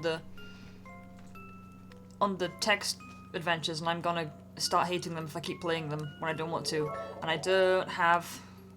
Ooeehurr, ting tang, walla walla bing bang. Thank you, Gwen of the Mist. Thank you for the biz. Hello, Mama Germany. Yes, I did my makeup today. It's shock horror. It's a little bit red, a little bit blue. Have a look actually at the camera. What was I saying? I got completely distracted by the witch doctor in the chat. I figured that if I kept playing that game I was gonna get sick of it, which I don't want to do that. And then I was like, well, I don't have any of the spooky games installed, and I had a look at some that I could maybe I could push my luck and cheekily install them on the BRB, but most of the ones that I have are big, and like I'm streaming, and Strove is watching something live, and I was like, that would have messed up our Wi-Fi in the whole house if I tried doing that. So I'm being a cop-out, and I'm going to do some doodles, even though this is game day. What are you gonna do, sue me? You all come here for art anyway. I see the analytics. Everyone watches the art. Taking a break from Resident Evil 3, Nemesis and Annoyance. RIP. Yeah. Turns out, actually, my streaming and my art in general continues to surprise me in a nice way, because, like, I always expect that people are gonna prefer to see me playing games on Twitch, and that people are gonna prefer to see me drawing fan art in my art. But according to the numbers, people prefer seeing me draw than play games. And according to the numbers on Twitter, people prefer seeing my original content over the fan art. Which is completely backwards from how I thought the internet would work, but like, it's nice. Hola, everyone's showing up now! Greetings, Cecilia, how are you today? I know the title says game stream, but that was the trick to get everyone in. It's actually amazing, right? Yeah, like, it's like, I'm not upset, like that's actually genuinely a really good thing, but it's really confusing and surprising. Like, everything up to this point has taught me that people want to see stuff like games, stuff they're already interested in, rather than just me drawing stuff. And everything else has shown me that people prefer to see stuff that fits into hashtags and fits into pre-existing fandoms. But the few times that I actually tried to kind of sell out a little bit, right? I tried to, like, I had a document of when I was really into Genshin Impact. I'm still playing it, but like when I was more into it, I had a document of characters' birthdays and like when they were coming out, and I was trying intentionally to draw them and post them around their birthday or around the time they were launching to try and like sap some of the hype on Twitter. And whenever I did that, it flopped, like completely. And then next I'd just post a sketch of an OC man and it would like go blazing through the numbers. It would go really well. Like, it's like, yeah, what a weird situation. Like, thanks, that's great, but like, huh? Yes, girl, break that soul's internet algorithm. It's nice. It feels good. Pretty damn tired. Oof, what happened? You stay up super late last night? I know you can't see anything on my screen right now. I'm looking through some work in progresses. See if I want to dig one of those out. Also, check it out. I bought some Serene. They're doing a special one for October. It's chocolate and blood orange, and it's called Scream, and they've got little vampires on them, which is... I had to buy them. I saw that, I was like, I gotta get that. I gotta get those. We have a little Halloween section in work, and I've been holding myself back from buying the fake blood and the beware banners and stuff. Back pain's keeping up again. Oh, shit, dude. Sorry to hear that, man. How's the job hunt going? You heard any good news back? Or just still on that grind? That is if you want to talk about it, of course. I have a number of work in progresses in here, but am I going to start something new completely whilst ignoring my work in progresses? Maybe. Hell yeah, gatekeep, gaslight, girl boss the algorithm, let's go. Hell yeah. Actually, if I'm being sensible, what is on my to-do list on my Discord? Wow, good time to type this in. Hell yeah. I have a to-do list on here. That's references, that's not interesting. Overlay, it's kind of boring. Subscriber badges would be cool if I knew what I was doing with them. Because like whenever I think of like, what fits my theme? The best one I had was like circus tickets, which I already have as my currency. I need something that can evolve for like, for badges. Dan had an easy pass. Gwyn of the Mist had an easy pass. He just got some Digimons that like evolve, I suppose, or just level up in coolness. I don't know Digimons. I gotta think of a thing. I also need to finish the ref sheet for Axel. I need to sketch up a ref sheet for Val because she is going to be the star of the beginning of the webcomic. Wow, I've got 2 things on my list that are called Top Secret and Even Topper Secret. And I can only... No, I do remember what those are. It'd be great if I had things on the list that I don't even remember what they are.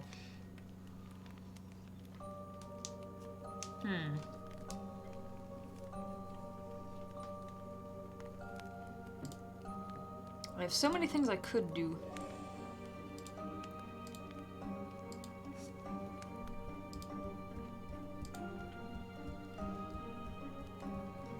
You know what? Could they be tents, like ones that get bigger and fancier they go on? Oh! You might be onto something. Right, let me open a canvas and I'm... Oh, that's very small. Let's, obviously these are not gonna be like the right size and all that for... I opened Clip before plugging in my tablet, and that means it's not working. BRB. Not BRB, but you know. Bear with me.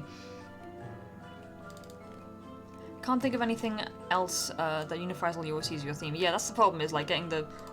I want to be on brand, you know?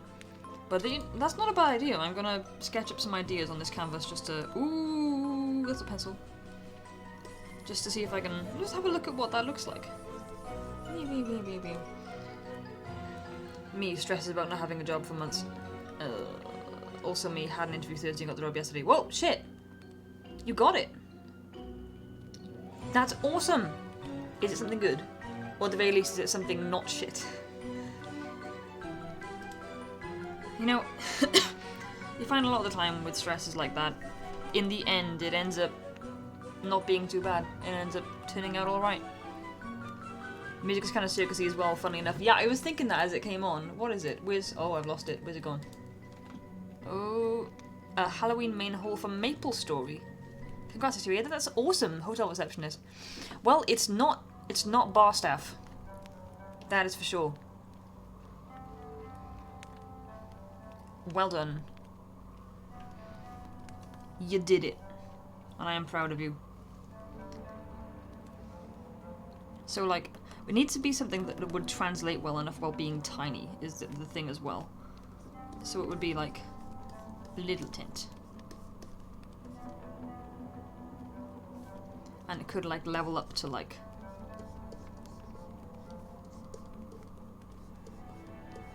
You know what I mean.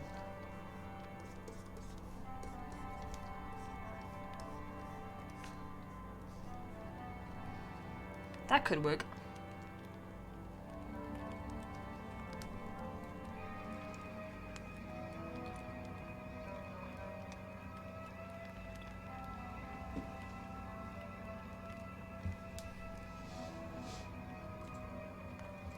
Or it could be like different snacks, like you could have a candy floss. But then we'd have to rate which snack is better then, wouldn't we? Might cause some arguments. You could have popcorns.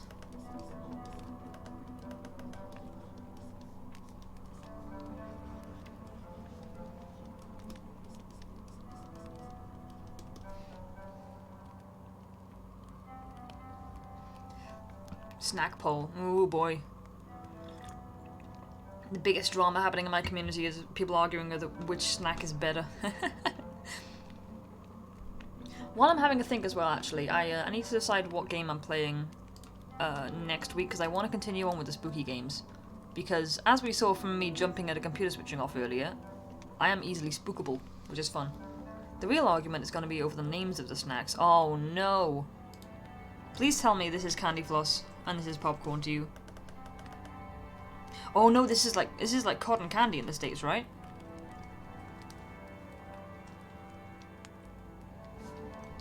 And if you're a new one, you can just be a single peanut. Yeah.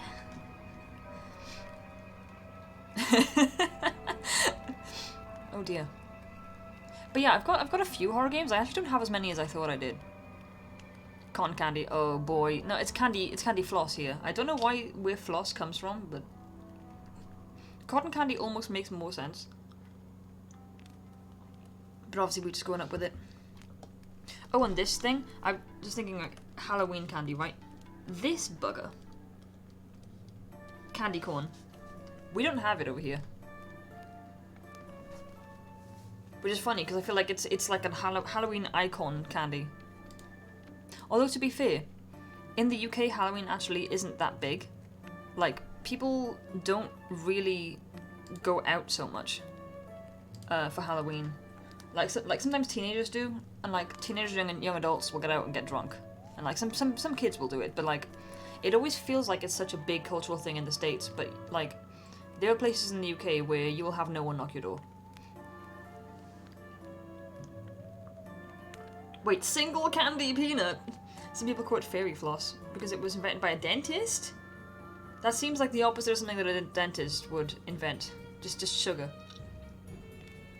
One thing I want is to be visited by the Mary Lloyd. I so wish people in Wales did that more. I didn't... It speaks volumes, I think, that the Welsh folks didn't even know that was a thing until seeing it on the internet, you know? Like, well, there's a lot of Welsh folks. Like, I didn't know that existed, so I saw it on, like, Tumblr or whatever. No, it's genius for dentists to invent it. True. It's that kind of, like, don't buy the things that dentists recommend, right? I want to do it. Just gotta get my hands on a horse skull. Good luck! I had a train of thought. There it goes. Oh right, I feel like in the UK we celebrate Halloween more in like games and in media and like on the internet than we do in real life. So we have, like in our store, we have a tiny little Halloween section and it's already being encroached upon by the Christmas bits, which they have no business being here at the moment. As of right now, Gwyn's hunter garb is inspired partly by the Mary Lloyd. That's so cool! Neat! Send a picture of my Discord or something, I want to see that. Oh, the character! I thought you meant Monster Hunter stuff. Nice. What am I doing? Staring at this canvas of badly drawn stuff. So everyone just coming in, cooling down from playing some video games. I'm trying to think of subscriber badges. But it's difficult because I've got an awkward theme.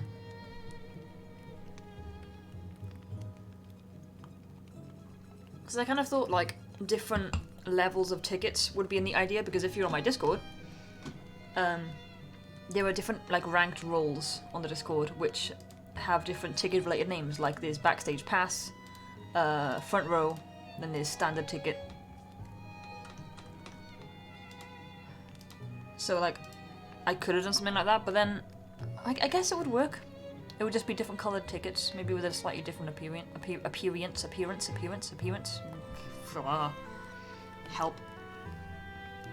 It'd be cool. It could work. I think it's because on the one hand I feel like it's not interesting enough, but at the same time those icons are going to be small, you know? So you don't want them to be too complicated at the same time. A fried Oreo badge. I'm sorry, fried Oreo? Is that a thing? I shouldn't be judging. We've had like takeaway shops here do like deep fried Mars bars. Horse Skull. Apparently Hysteria wants to do Mary Lloyd IRL. I ain't gonna stop him.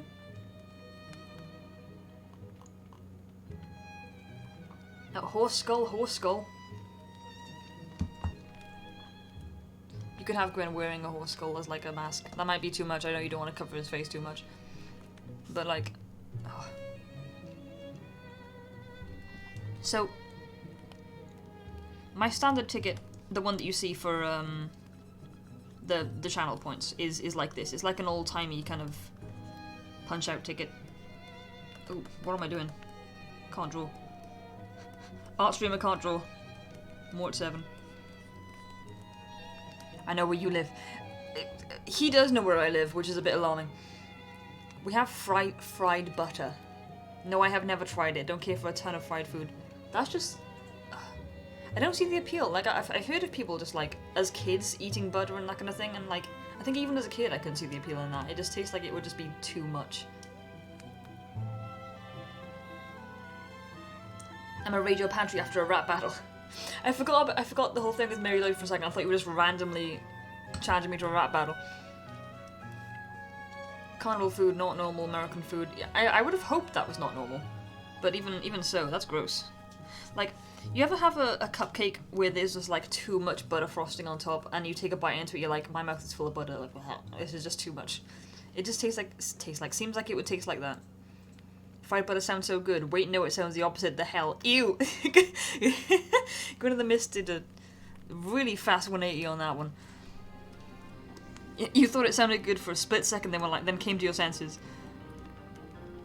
So... Oh, spooky, spooky, spooky. Spooks of Halloween Town from Kingdom Hearts. I always get kind of anxious when Kingdom Hearts comes on because I'm like, is that Disney music? Like, yes, it's game music and therefore it should have a pass, but it's also Disney. But I suppose people stream Kingdom Hearts and stuff, right? Because when the whole thing for music on Twitch came through, I started reading up on the actual laws of like the copyright stuff and how it works with music. And apparently, technically speaking, if you are going exactly by the wording of the laws, you shouldn't be able to let's play or stream games if you're making money, because then you're making money off the game, which is copyrighted. But it's like there's a silent agreement from game companies that they shrug it off because it's advertising for the game, right? So I think apparently you shouldn't even be allowed to use game music in your streams, but because it's game stuff, they just don't look, you know. They just let you. Or rather, I think in terms of game music, the bots don't pick it up because obviously they think that you're playing a game. There's a chip shop in Scotland that will deep fry anything you bring to them. I've heard of that actually. So you probably could get some deep fried butter. But like, how do you deep fry butter? Because surely the second you put it in the deep fryer, it melts. Like, I'm sure they coat it in something, but you'd have to coat it in like a lot to just keep it still. Because surely it would just melt. Yeah, so mad. Like, eh. And I'm always torn when it comes up to like copyright of music, because on the one hand I feel like why can't they do the same thing the game studios do where they just accept the free advertising? But at the same time I kind of get that it's not quite the same, because when you're playing music in the background of a stream, the focus is not on the music unless it's a music stream. So majority of the time you're going to be playing stuff and like with me when I play music in the background, sometimes I say what it is because I'm just interested in it myself, but I don't always call out what the song is and who made it. And the kind of artist side of me says, hey, let's not steal stuff from musicians.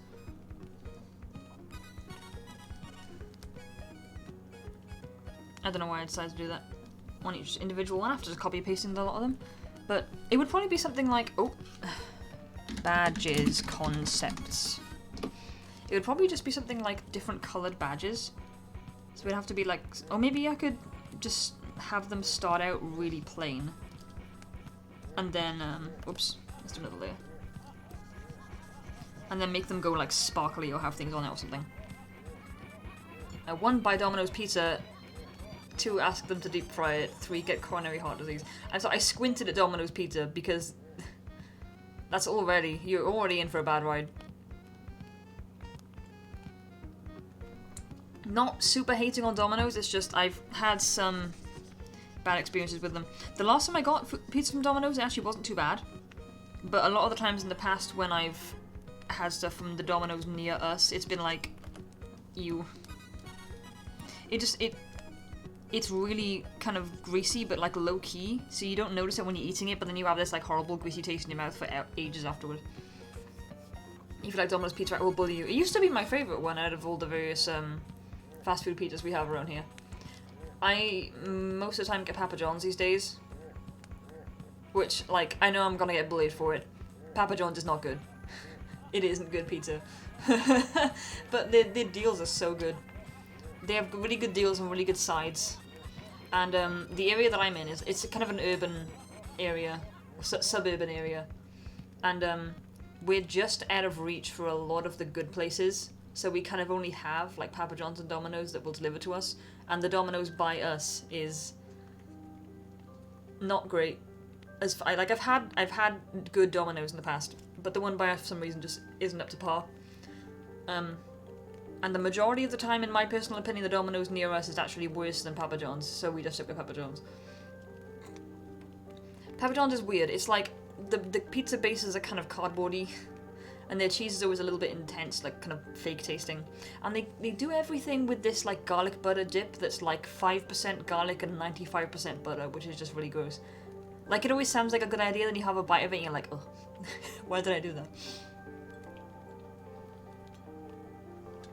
Pizza Hut is very hit or miss. I haven't had Pizza Hut in years. I used to love that shit so much.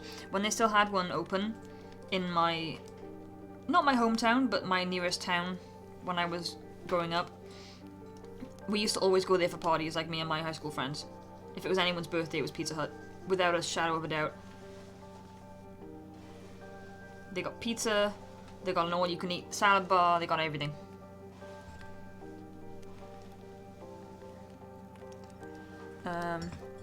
If I just grew up in a rural-ish town that didn't have a single chain pizza place. Damn. But if I had access to 100% authentic Italian pizza from Naples, I'd never eat Domino's again. I do, that's why I'll never go back. Oh shit. Man, I love Pizza Hut. Can't remember the last time I had it. Yeah, I don't think I've had Pizza Hut since the place that I used to go to shut down, and I was in high school back then. Well, I don't, so please accept my envy. Oh no, my playlist. There you go. I just thought, what am I doing making these yellow and green? I should make them the same colour as the roles on my Discord. So the standard ticket on my Discord is orange. Yeah. Consistency. Hell yeah. So standard ticket will be orange. Because standard ticket is orange. Yes. And then the next one up from that would... I've only got 3 tiers in my Discord. But maybe I'll make some new ones. The next one up is red, which is the front row pass. There should probably be one between standard ticket and front row. Like kind of mid-row kind of thing. I need to look at how many tiers there are. There's probably way more than I'm thinking.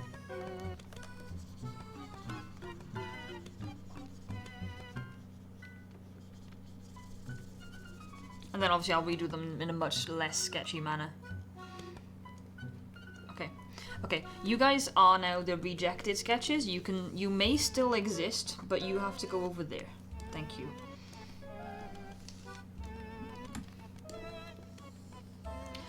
I'm excited for Halloween and Animal Crossing, and I am so excited for the update. It's going to make it a whole new game.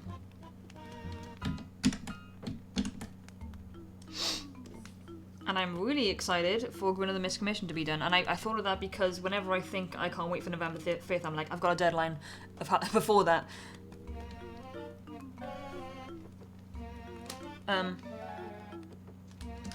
I've started colouring, and I finally finished all the leaves. There were so many leaves on that piece. Oh, I can't wait to show you guys, because it's coming out really nice. Plus, once I've done all of the little details, colouring them is always so nice. Like, I was looking at it like, if I could have this as like a colouring sheet and just give it to people, it'd be so cute.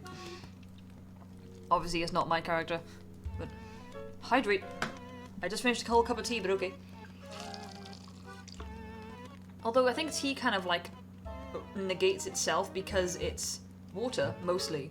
But it also has caffeine in it, and caffeine is a diuretic, which is a fancy word for something that makes you need to pee.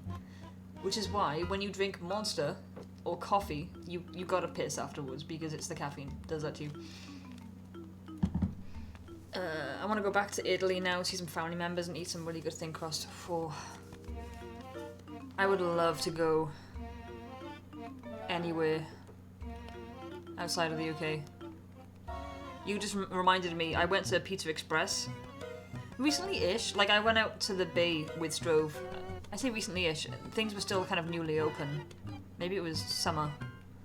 And we didn't realise that everything was like, all the restaurants in the bay were all booked up because people were like desperate to get out. And so we came down thinking, oh, we'll just find somewhere to eat, and they were like, oh shit, everywhere's full. And one of the only places that would take us was Pizza Express. And I always kind of thought, I don't know why I thought this, but I always kind of thought that Pizza Express was like a standard pizza place, like run-of-the-mill. But it's actually kind of more on the, I don't want to say it's authentic, but it's more on the authentic side of things. Like, they do things in the more kind of traditional way. And those pizzas were actually really good. Like, I really enjoyed those.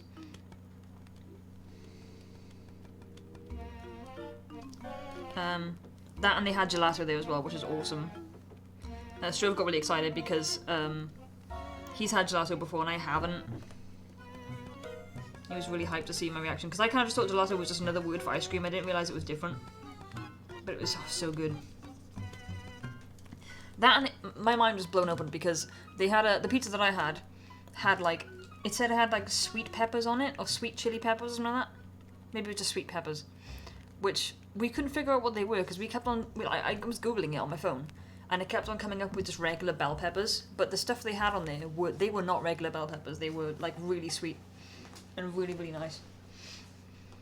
The amount of caffeine you would need to have to get a net negative of water would kill you. Good to know. Ah! I was gonna have some G Fuel to keep me going on stream today.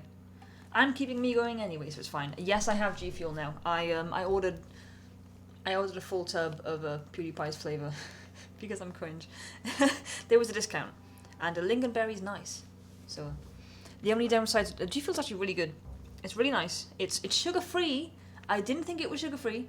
I'm not sponsored, by the way. G Fuel, please sponsor me. That would be pretty cool.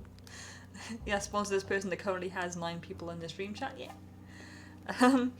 But yeah, I've been really conscious of the sugar I'm consuming at the moment, because my dentist have told me be careful of it, just because I've had some fillings recently.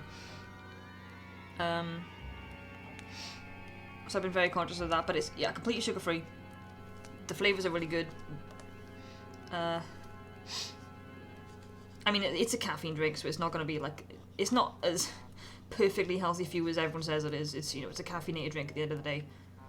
It just has some of the nastier stuff removed. And it's obviously mostly water. The only downside is that things do taste a little powdery. I don't know whether I'm just maybe using too much, but like I am using like the scoop thing. Standards, gallery, front row, booth, backstage. Ooh, oh, thank you, GameJam. Perhaps seated and standing tickets.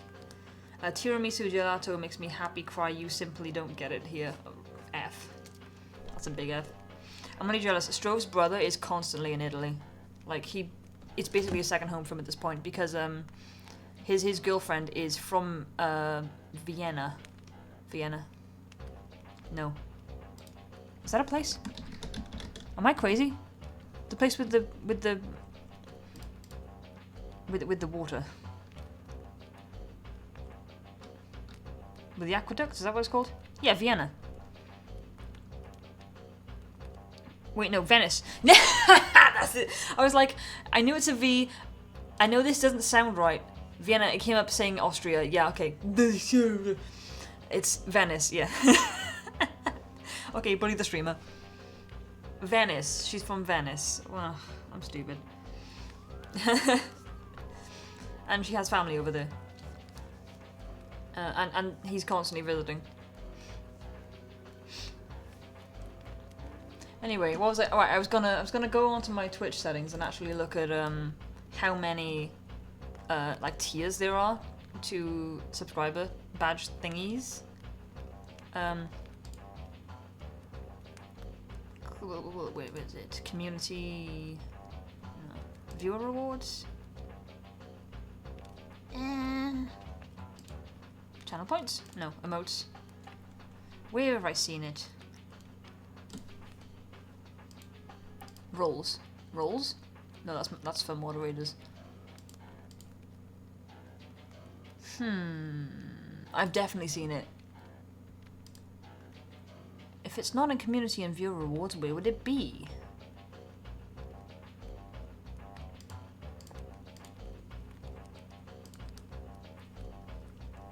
In the bits tier emotes.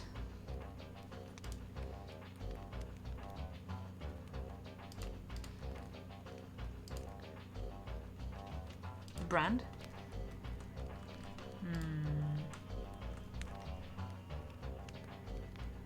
Was it in affiliate stuff? Subscriber badges, there we go. What does Hitler, Stalin, Trotsky and Sigmund Freud all have in common? Idiot assholes? I don't know Trotsky.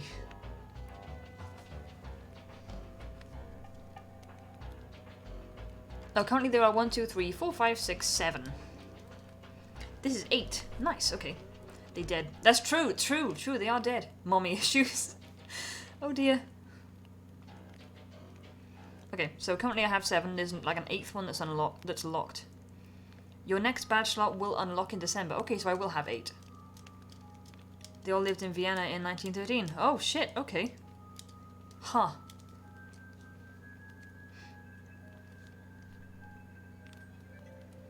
Right, so, let's see. So this one, I'm gonna annotate these. This one is front row. This one is standard admission.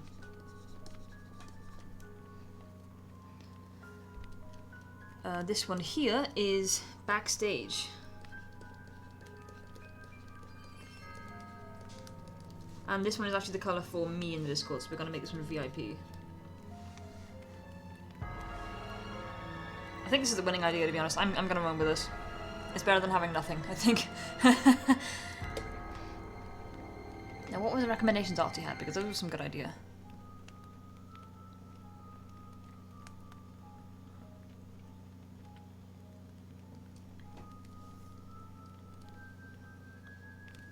Probably take this one. And wow, magic trick. Whee!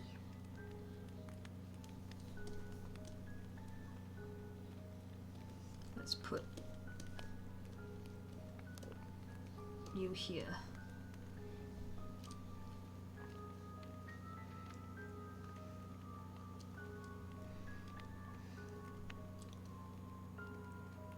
I mean, I don't know, I don't really need to name them, do I? Do they have? They just come up as however many months subscriber, don't they?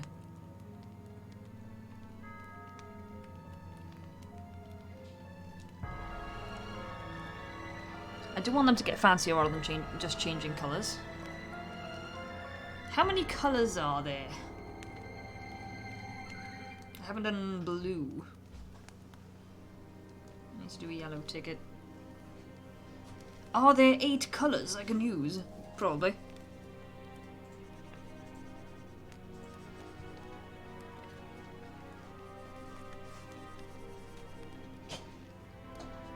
Depends what animal is seeing the colours. Oh, good question. Me. I think most of my viewers are human. Oh, Strobe is leaving. How rude. He's gonna dress up all fancy and then go. Be right back, I'm gonna go see him off a second. One moment. Ooh, almost clicked the stop streaming button. This might be RB. There it is. Bye!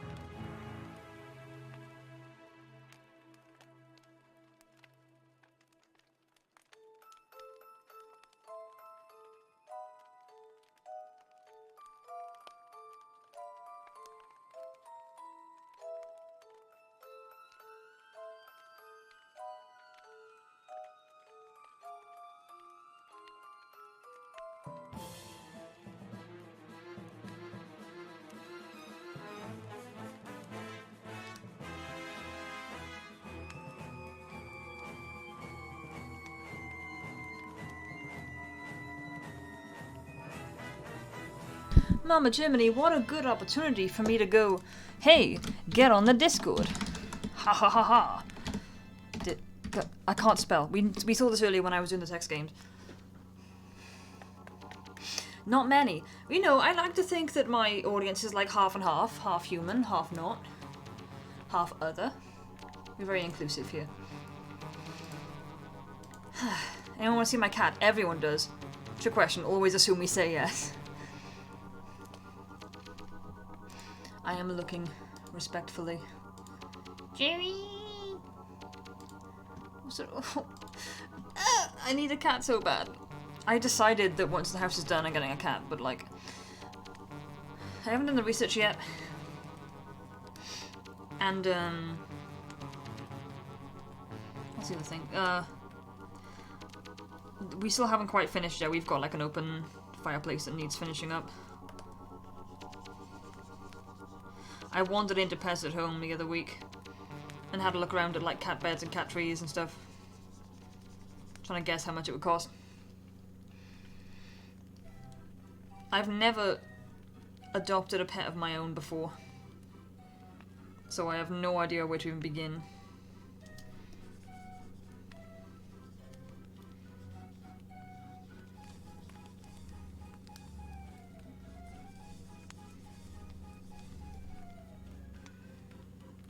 Get you a cat. I will. I will.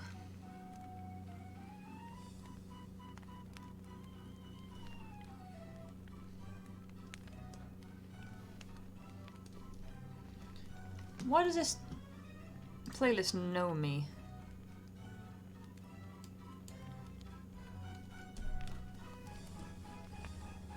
Also, I hope that's a good volume. I realized that I just turned it up. My headset is actually turned down a little. Axolotl counts as a cat, right? Yeah. Yeah. Aquatic cat.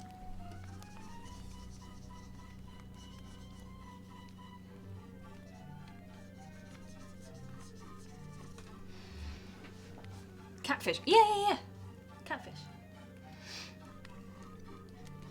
I feel like I do need to focus a little more on the more circusy aspect of the world, because I zoned in on, well, one character in particular, but I zoned in very closely on the band for a long time. And those guys are very nicely fleshed out now, apart from Jez, who still needs some art. But at least I know what he looks like in my head. But there's the whole rest of the circus that I need to get to.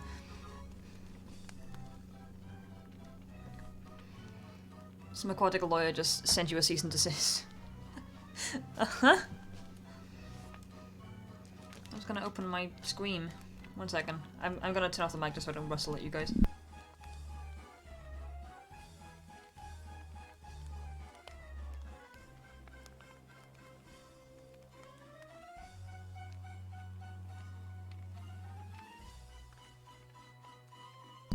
That's very orange.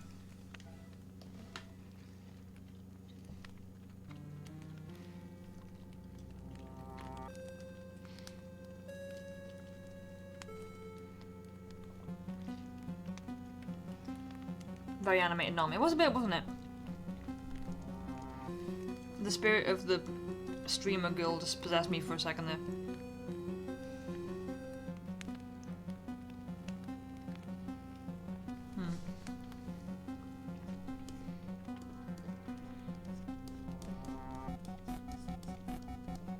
Right, I'm trying not to go ham on these because I know these are just like concepts. Does that make this a mukbang stream now? I hope not. I really can't stand mukbangs. I just totally don't get it. Like, no hate to the people who enjoy it, but I don't understand. Misophonia gang. I cannot understand getting any kind of nice emotion from listening to someone eating. Blech. I know that's not the only... I know that it's not just, like... What's the word? ASMR. I believe that the whole trend started as, like, a way for, like, lonely people to, like, act like they're eating with someone else, you know? But, yeah, don't get... I'm just trying to think of ways to make these tickets get fancy as they go along, you know? Spots. Who knows?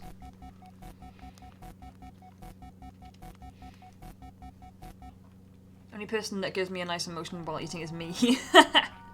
Exactly! I like that.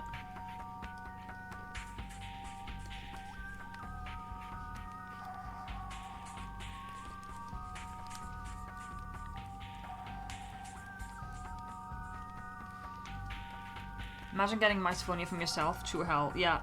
I'm so glad that when the universe invented misophonia, they had the niceness to make it not include yourself. Can you imagine trying to stay alive whilst getting a misophonia reaction from yourself eating?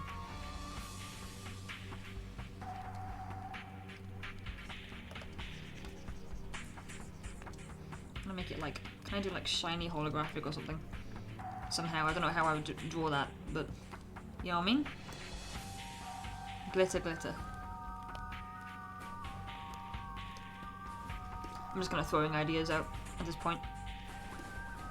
Hope that something sticks.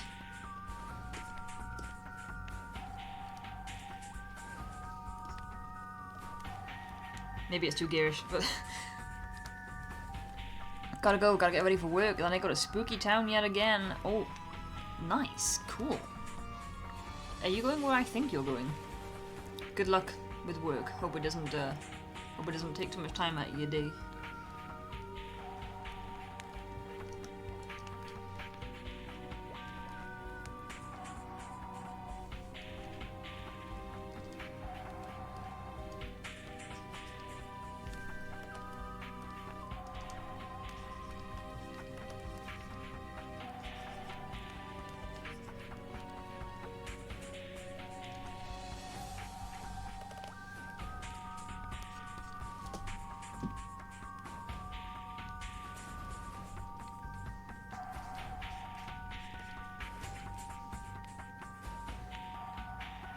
Is it like Funky Town but spooky? Yes, that's Spooky Town. Very nice.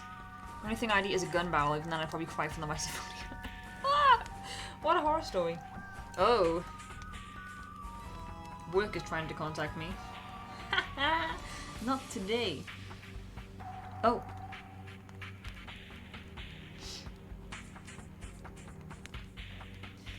It's awkward. It's like I know they have to ask me, like, if they're not getting anyone to cover a shift, I know they have to go through the whole list and ask everyone, but like, they know that I don't do overtime, especially not on weekends. They know that I just say no. Because it's a bottom rung job, I don't have any personal investment. No hate, I have a neutral relationship with the place. Like, and that's the way it should be. But like, I don't need any more money. And I actually want to work there less than I do. So if they say, hey, do you want to do another day? It's gonna be no. No matter, it doesn't matter if I'm free. I'm a busy person. And my outside of work stuff comes first in my life. So it's always no. And I've told them I don't want overtime. And there was a point with, for the longest time, they stopped even asking me because they knew that I was always gonna say no. I feel like the red one looks fancier than green, but then again I haven't done anything with the green one yet. These are by no means the final designs, I'm just kind of playing with what I could do with it, I suppose.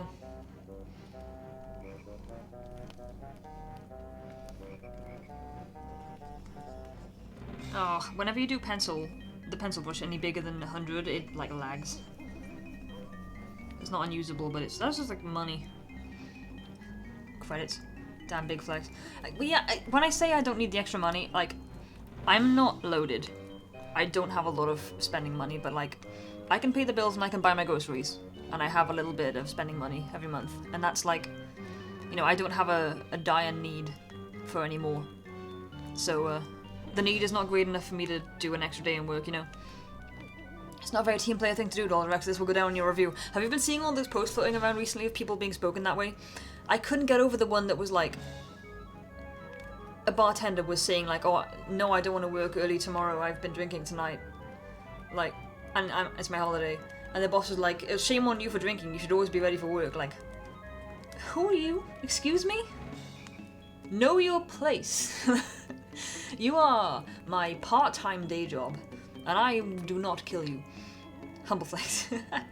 Yeah, well, I'm lucky. I've said before, I'm very lucky to be in the position I'm in, to have my bills be manageable enough that I can survive on a part-time job. I mean, obviously I split the bills with my partner Strove, who also works part-time. So kind of between the two of us there is one full-time job, if that makes sense.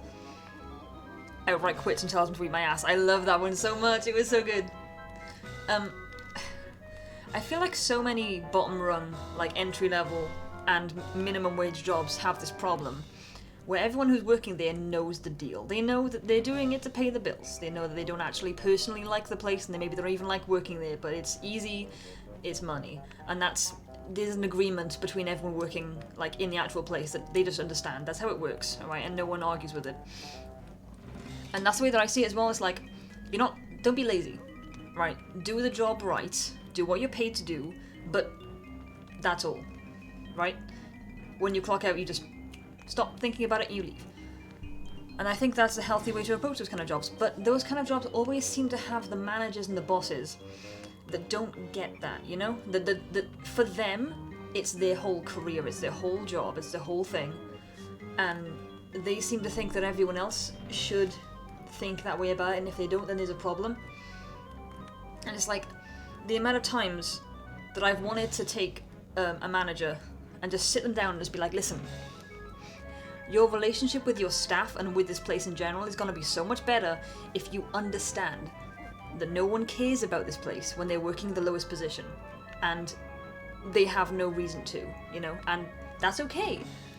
You know, it's not their life, it's not their career, it's just the thing that they're doing at the moment. And as soon as you understand that, things are going to get so much better. Because you're going to have that actual understanding. People wonder why the Great Resignation is a thing. Yeah. Like, I don't want to say too much, I don't want to end the game in trouble. But like, I've had that problem in the past.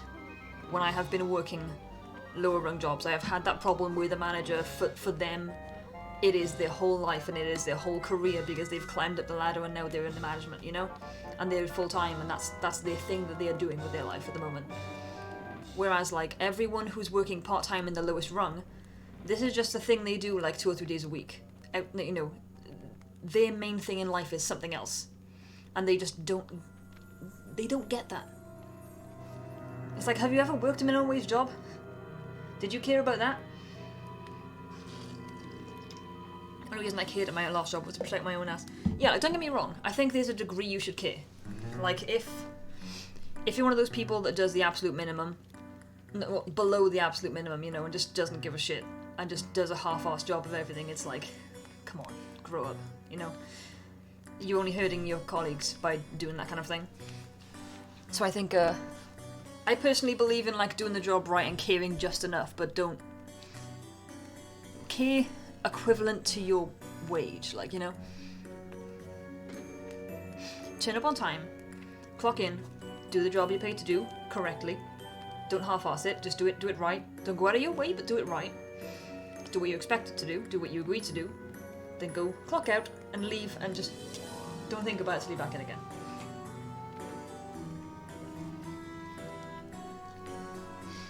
If you're being paid minimum wage, you do minimum wage. If you want to progress in that job and get into management, then obviously that's different, but, you know, that's not what most people want to do. Like, a lot of the time, that job would do, like, it would throw surveys at us for, like, is there stuff in place to help you progress in your insert place career?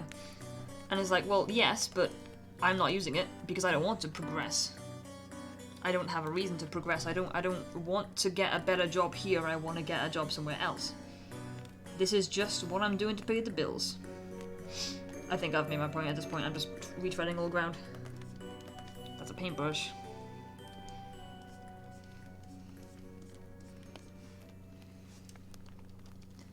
As I say, I don't know, I'm making this up.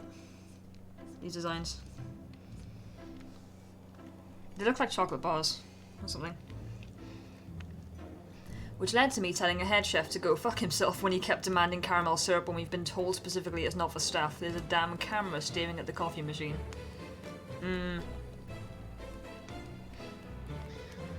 Yeah, like, as much as I don't understand people who take the job too seriously, I can't stand people that just don't do it right either.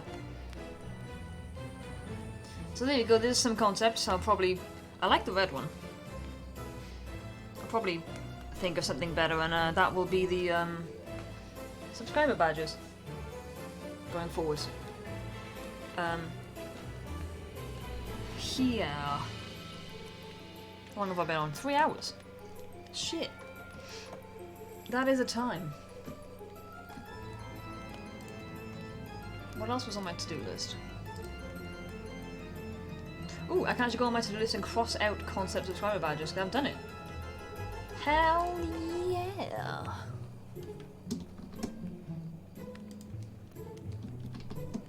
Hell yeah. Sorry, but when I get threatened with a write-up, you can be damn sure I'm gonna tell you to fuck off. Hell yeah. I've had times in the past when my managers have thought they've got a problem with me because I'm not, like, going above and beyond, and I was like, well, tell me your problem. Let's talk about it. And I'll tell you why it's not a problem. And they never want to talk to me.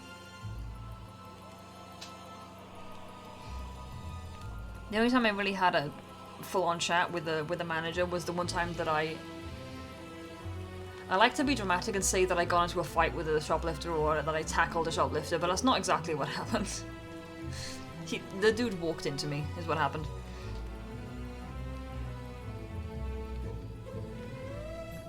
That was the first time I had a proper anxiety attack at work. But I had the anxiety attack after it happened, like not before or during. Minimum wage, minimum effort, pretty much. Minimum. You know what I'm saying. Minimum. Phenomena.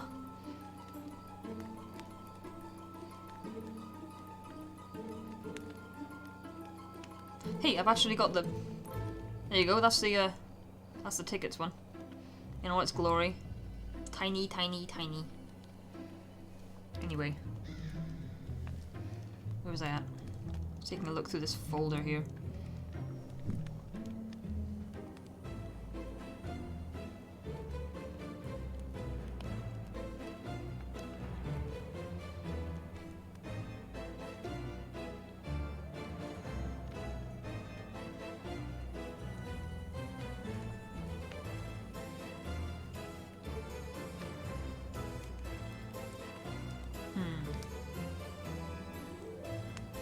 I actually told them to pay me more so I could afford it.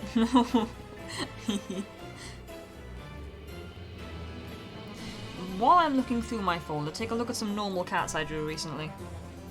A Discord I'm in has a pets channel where they post a lot of like unflattering pictures of their cats, and I've gone into the habit of just drawing them. Which is a surprisingly fun experience. It's become one of my favourite little fast little things to do. I really like this one as well. That one in particular.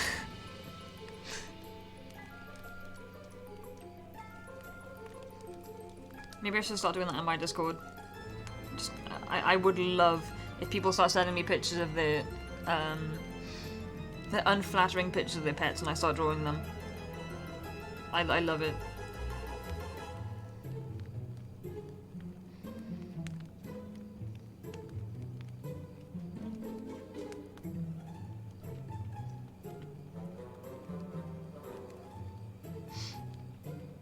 You know what, I was just saying I don't have a proper appearance for Jez. Let's tackle that, should we? I don't know how much longer I'm going to be streaming. I'm kind of running off fumes at the moment, but I'd like to do something else before going offline.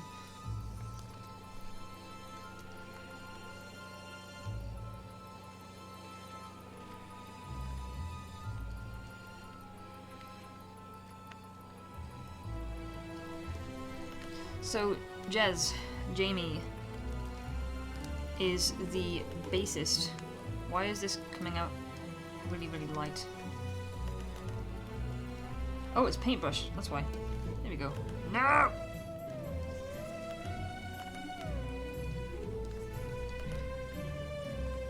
Jamie's the bassist of Fallen Realms band, and he's gone through a major redesign recently-ish.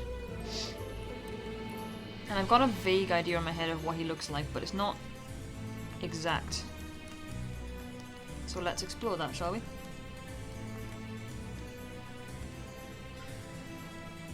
We start with same face.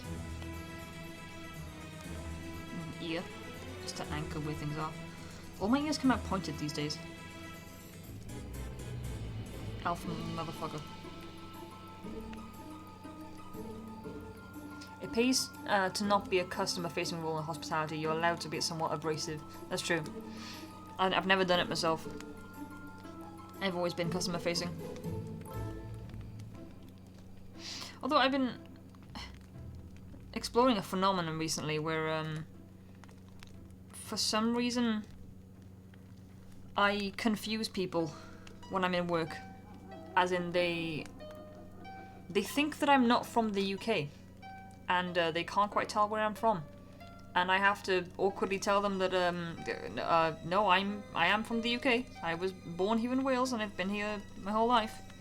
And they're always so confused, and I don't know exactly what it is about me that screams non-Brit.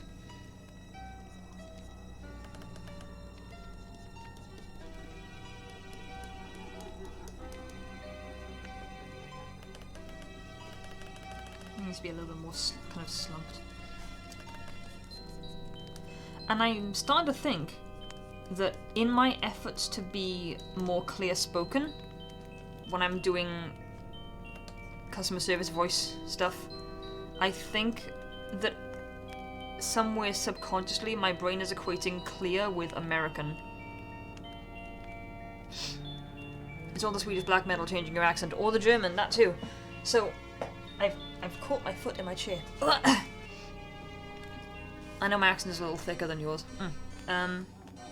So I've had at least 2 or 3 people specifically ask me what state I'm from, like where in America I'm from. I had someone ask me which Scandinavian country I'm from as well. And I also had a few people just be like, so where are you really from? You know? Like,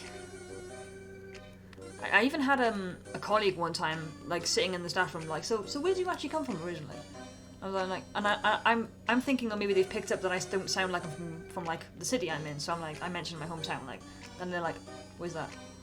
I'm like, oh, it's just like past this place, and they're like, oh, Wales, like, yeah, and they've said to me, like, they didn't think I was from the UK, like, strange. That, and I've had a few customers just say to me, like, just where are you from? I can't place your accent. And that's so I guess it's got to be my speech, but I don't really know. I don't know what's doing it. Because whatever it is, it's not like conscious, because I'm not aware that I'm doing an accent if I am doing an accent of some kind. I don't know whether maybe subconsciously my customer service voice is just like a copy of something else I've heard in the past that's not British. Scandinavian countries speak with a more American accent when speaking English. Ooh, you're right. It could be the slight American twinge combined with the blonde hair, perhaps. I've definitely pronounced things slightly more American in the past. I've caught myself saying sure instead of sure. Can we hear your customer service voice? I'm not sure I can just turn it on. Can I channel it? I'm not sure I can, as most of my customer service voice is just like, hello, how are you? You know? Like, I'm getting, let me try and get out of the mind, the headspace. It's actually, it's weird, I've tried it at home before, and it's weirdly difficult to get into character when you're not, like, at your job. I try and imagine that I'm standing at the counter.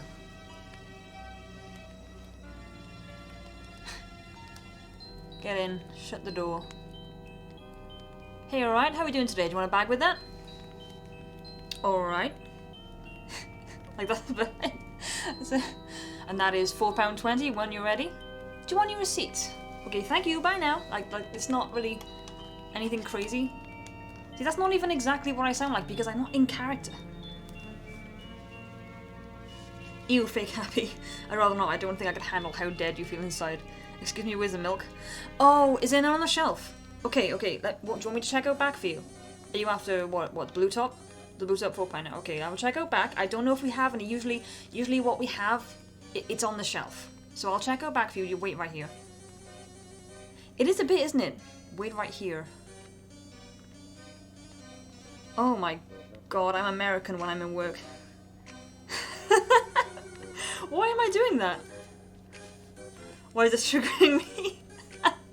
Because the environment, I force my voice a fair bit. That always makes it sound different. The thing is, though... so, the thing is, I'm mostly just...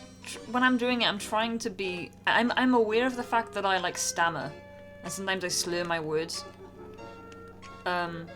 So, mostly what I'm thinking is, like, speak clearly, is what I'm thinking.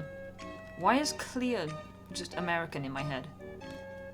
I mean, it's not, obviously it's not, like, crazily American, but I see why people are getting it, because there's, like, small twinges in certain words, aren't there?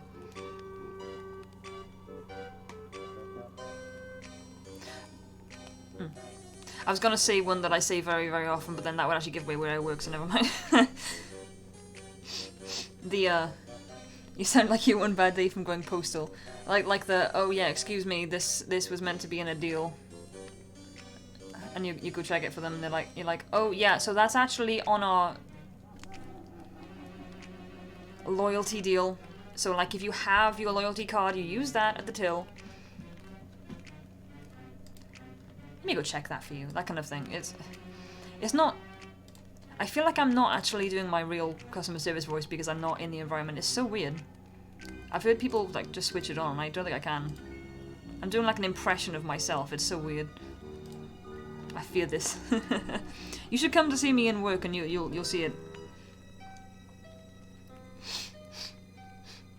Outside of me picking up baskets, throwing them down where they're meant to be, then staring out of the window with rage in my heart. And punching boxes. So I do like shelf stacking.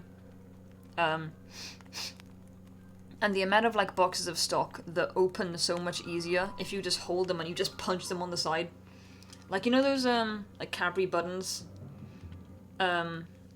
When they're like they're on the shelf, they're in like a long box. When you actually get those boxes, if you just hold them and you just like and then they come right open. So I've got some strange looks from like me dragging a box off the cage, throwing it on the floor, and like it just pops it open easy. I'm not saying exactly where I work. I'm like a different person in work, even more withdrawn and soulless. Like, I'll tell you off stream, but I'm not having it on the stream, is all.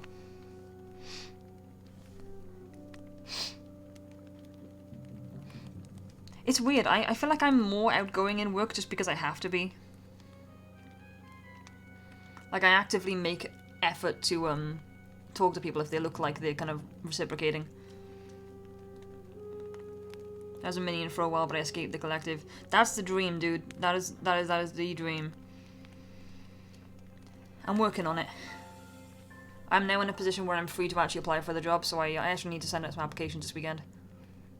Because it crushes your soul, getting stuck there for so long. Where I am working, I've been there for 4 years. And I'm scared they're gonna give me the thank you for 5 years thing, and I don't want it. I don't want it. My current challenge to myself is to get out before they give that to me. I'm gonna do a different layer. So I'm trying to capture the kind of the general vibe of this character that I have in my head.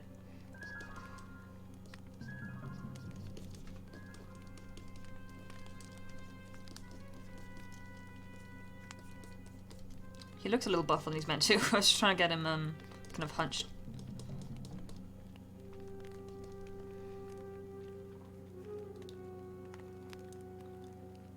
I had a thank you for 1 year. Shit. Ugh. Had shouting matches with my manager on more than a few occasions. I've worked through tears. My job.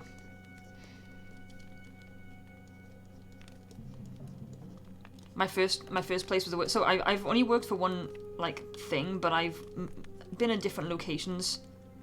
I've actually worked in 3 different locations for the same company. Just because I've moved around a bit in that time. Like, I moved once when I moved house.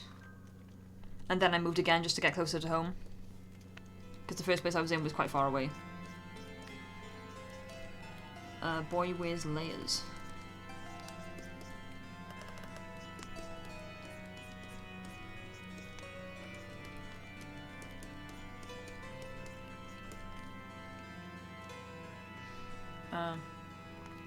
And in the first place, they were, like, looking back, they were totally taking advantage of me. they were taking advantage of my, like, my newness and my willingness to please, you know, my wanting to work kind of thing.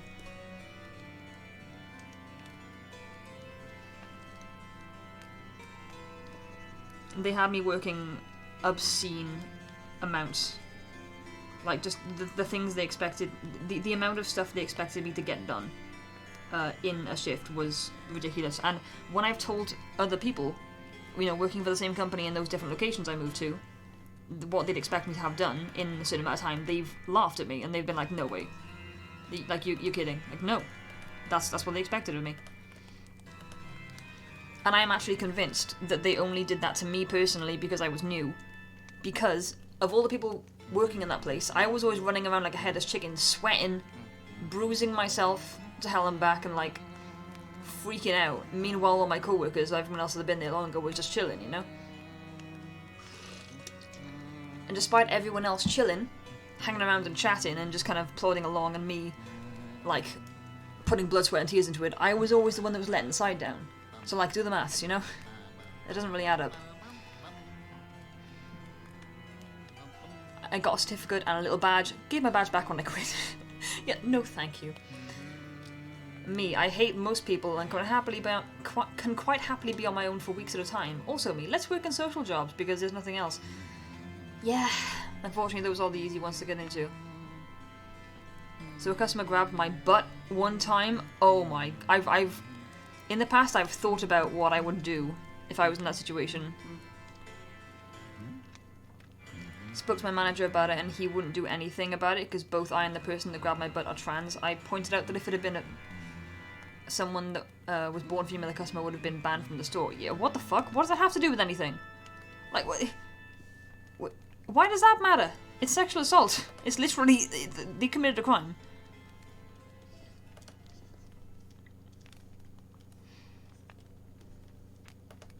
Scruffy.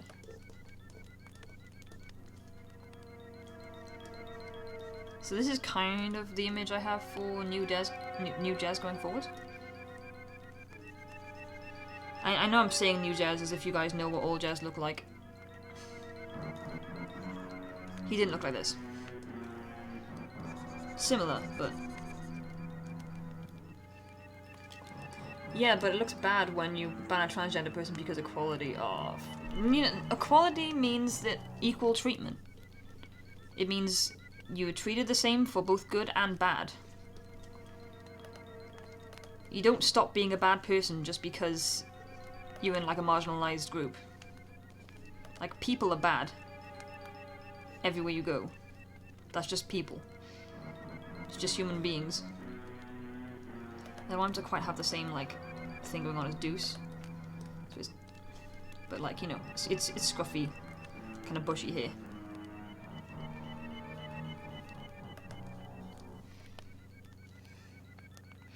When I come to power, that offense will be applied to both genders. Oh, and the non-binaries, no butt touchy. No, yeah, like, it doesn't matter. The gender identity or whatever group this person is should not matter at all if they do something like that.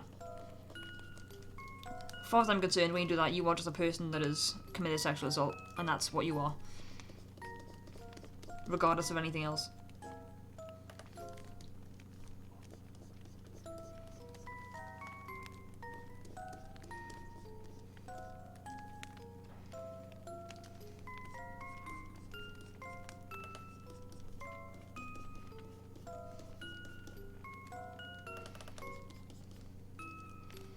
Don't want to make the boy too broad, he's meant to be kind of skinny on the skinnier end of things. Whoops, I haven't saved this yet. Woohoo! I'm probably going to be calling the stream in a minute.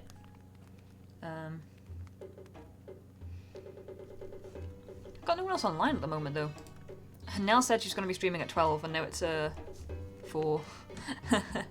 4:15. Whoops, I think I zoomed in on my Discord by accident. Or did I? Everything looks big. No, maybe I'm imagining things.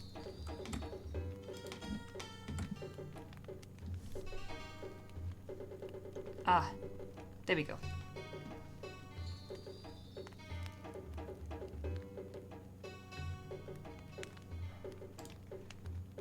But that looks too small now. Maybe I'm imagining things.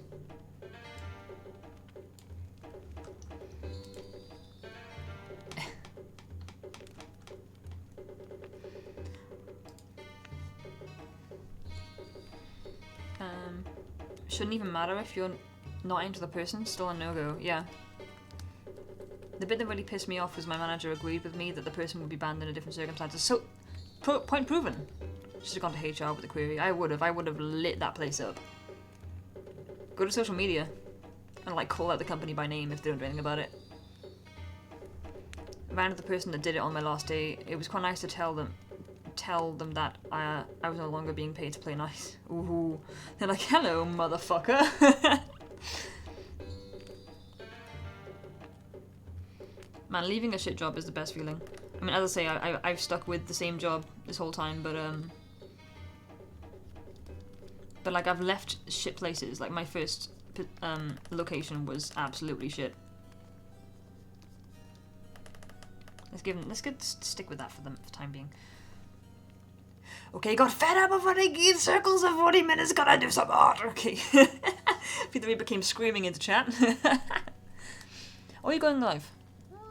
Interesting. Yeah, I mean, well, it's a what's the word? A valid strategy, I think. If internally they're doing something that shit, then make it public. They'll soon pay attention. Higher management will soon pay attention. Thought I may as well. I need to get some stuff done. Fair enough. Actually, let's not give him a smile. Not right now. So, I haven't shown you guys much of Jez, but that's mostly because I just haven't drawn this character or done much of him. He and Vlad, for the longest time, were in the same position where they were just like fill-in members of the band that had no real personality or design. I think the only other time I've drawn Jez was this one. Where that's him on the end there. Unfortunately, that was his old design, and that was it. He's very not memorable. He had a liking for like steampunky stuff, and he still will in this new version. But like, other than that, his visual design wasn't that interesting. And I think if you're gonna do something visual like this, you need to have the characters be interesting to look at, I guess. Oh, memorable. Memorable, that's the word. So he's the basis of the band. He's actually the kind of the manager of the band side of things. He organizes practices and gets everyone else in shape. He's also one of the oldest full-male members, alongside Diesel and Lance. He joined. It was a while after those guys that he joined, but like, he's been there a lot longer than a lot of folks that are there now.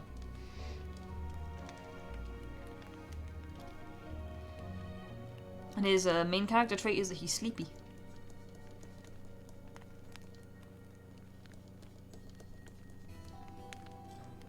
Wow, that's not positioned correctly, but that's fine because we're doing digital art, so we can cheat.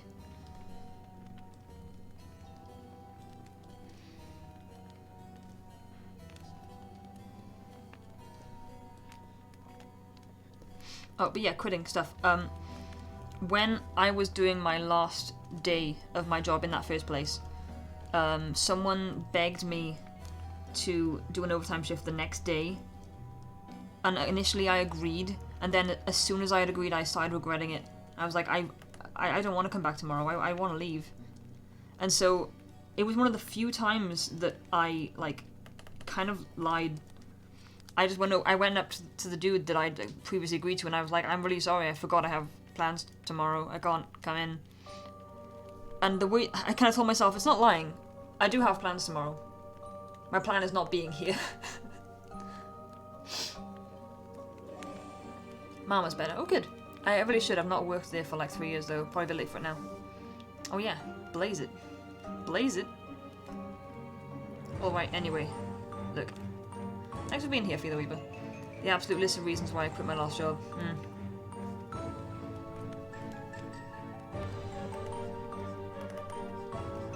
We don't want to give him the angry eyebrows by accident, that's Axel's thing. His face looks a bit strange.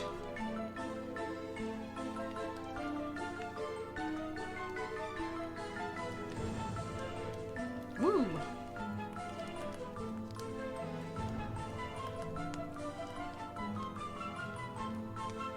Yeah. Okay. I'm actually happy with how this is going.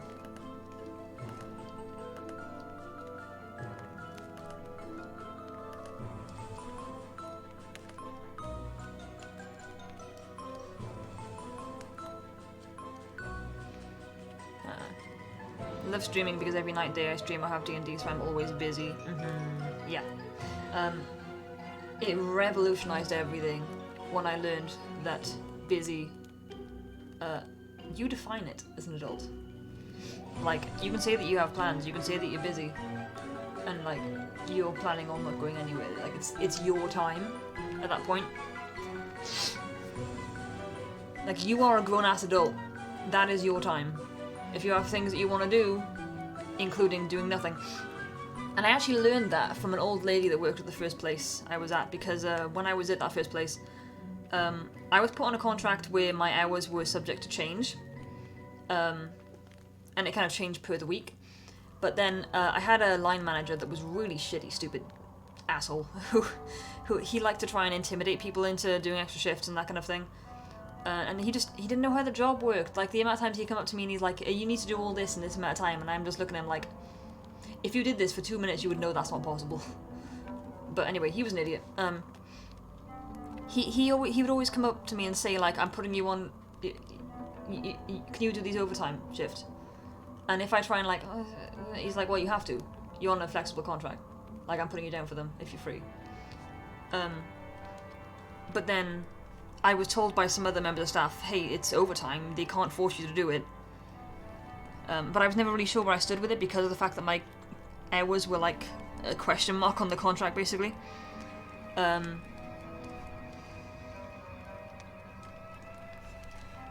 But then I witnessed an interaction where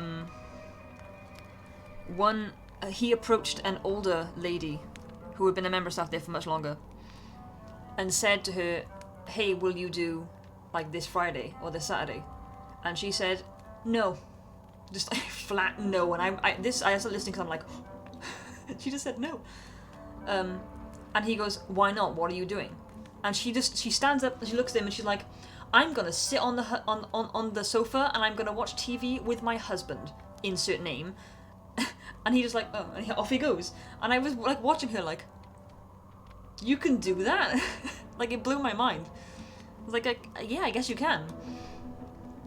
I hate when they ask me what you're doing, like, bruh. Yeah, I've started just saying, no, sorry, I'm unavailable. No, sorry, I'm busy. No, sorry, I have plans.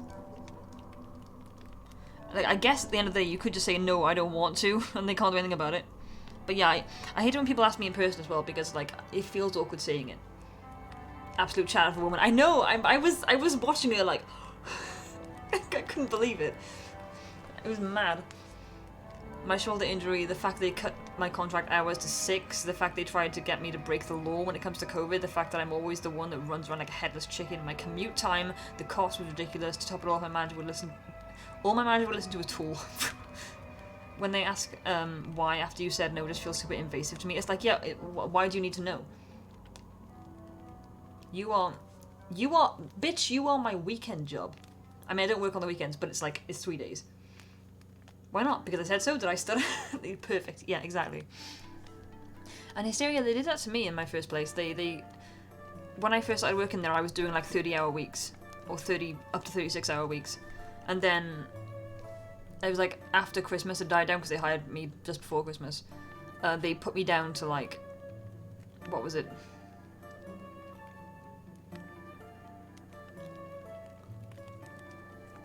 I have the number 4 in my head, but there's no way I was on 4 hours. They had me on like 2 days at like reduced hours, so it was like 2 days a week. Cut my contract hours and would still give me way too many hours. It still blows my mind that the whole time you were there, you were telling them, hey, I live out of town, the trains stop at this time, I need to get home, I can't work that late, and they were just like, scene. He's gonna be cross-eyed for a second. That is the unfortunate side effect of copy-pasting eyes. Is that for a minute you gotta deal with this. Which is kinda cute. But also kinda silly. Oh, Eraser, please behave. Behave, will you? Okay.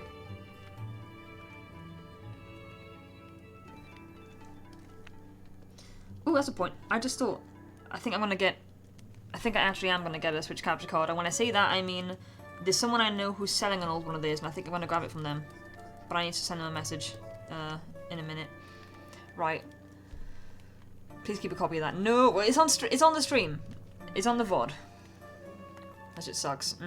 But sure, that was also to mess with whatever employee benefits. Anywho's. I'm gonna end the stream there. I'm tired. It's been 3.5 hours, which I think is a pretty good one for me. And I have to... This song. It's Shifty Boo Mansion from Super Mario 3D World. It's in every single game spooky music playlist that exists on YouTube. It has this song. I've heard it a million times. Oh heck yeah, chunky stream. Chunky. Hell yeah. Yeah, I'm gonna end the stream there. We're going to raid. No, I don't want to set a goal. What is this? Cross-eyed Jazz would have been really funny. It fits him, I think. Thank you for the awesome stream. Well, thank you for making it awesome by being here. Very cool of you. I have to do some commission work. I have to wash up a little bit. I gotta get the makeup off my face. I gotta look for some jobs to apply to and talk to some people and send some things. So, yeah. I'm hoping I'm gonna have a productive evening once I've had a little break. Whew. And I wish you all a lovely weekend. I was gonna say productive, but like some people just need a break on the weekend. So either way you have it good. We're gonna... That's the wrong person.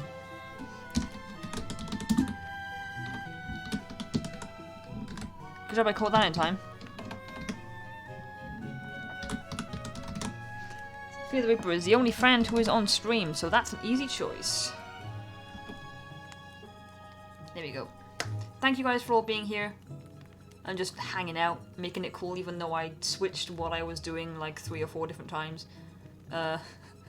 Bit of a scattered stream, but we got plenty of things done, which is neat. I will see you guys again on Tuesday. And again, as far as I'm concerned, I'm not going to be cancelling that last minute because that is just a regular Tuesday. Let me just check my calendar really fast. Yes, I will not be cancelling that ADHD stream. I swear I'm gonna get a diagnosis at some point. It just seems too correct. It seems too spot on.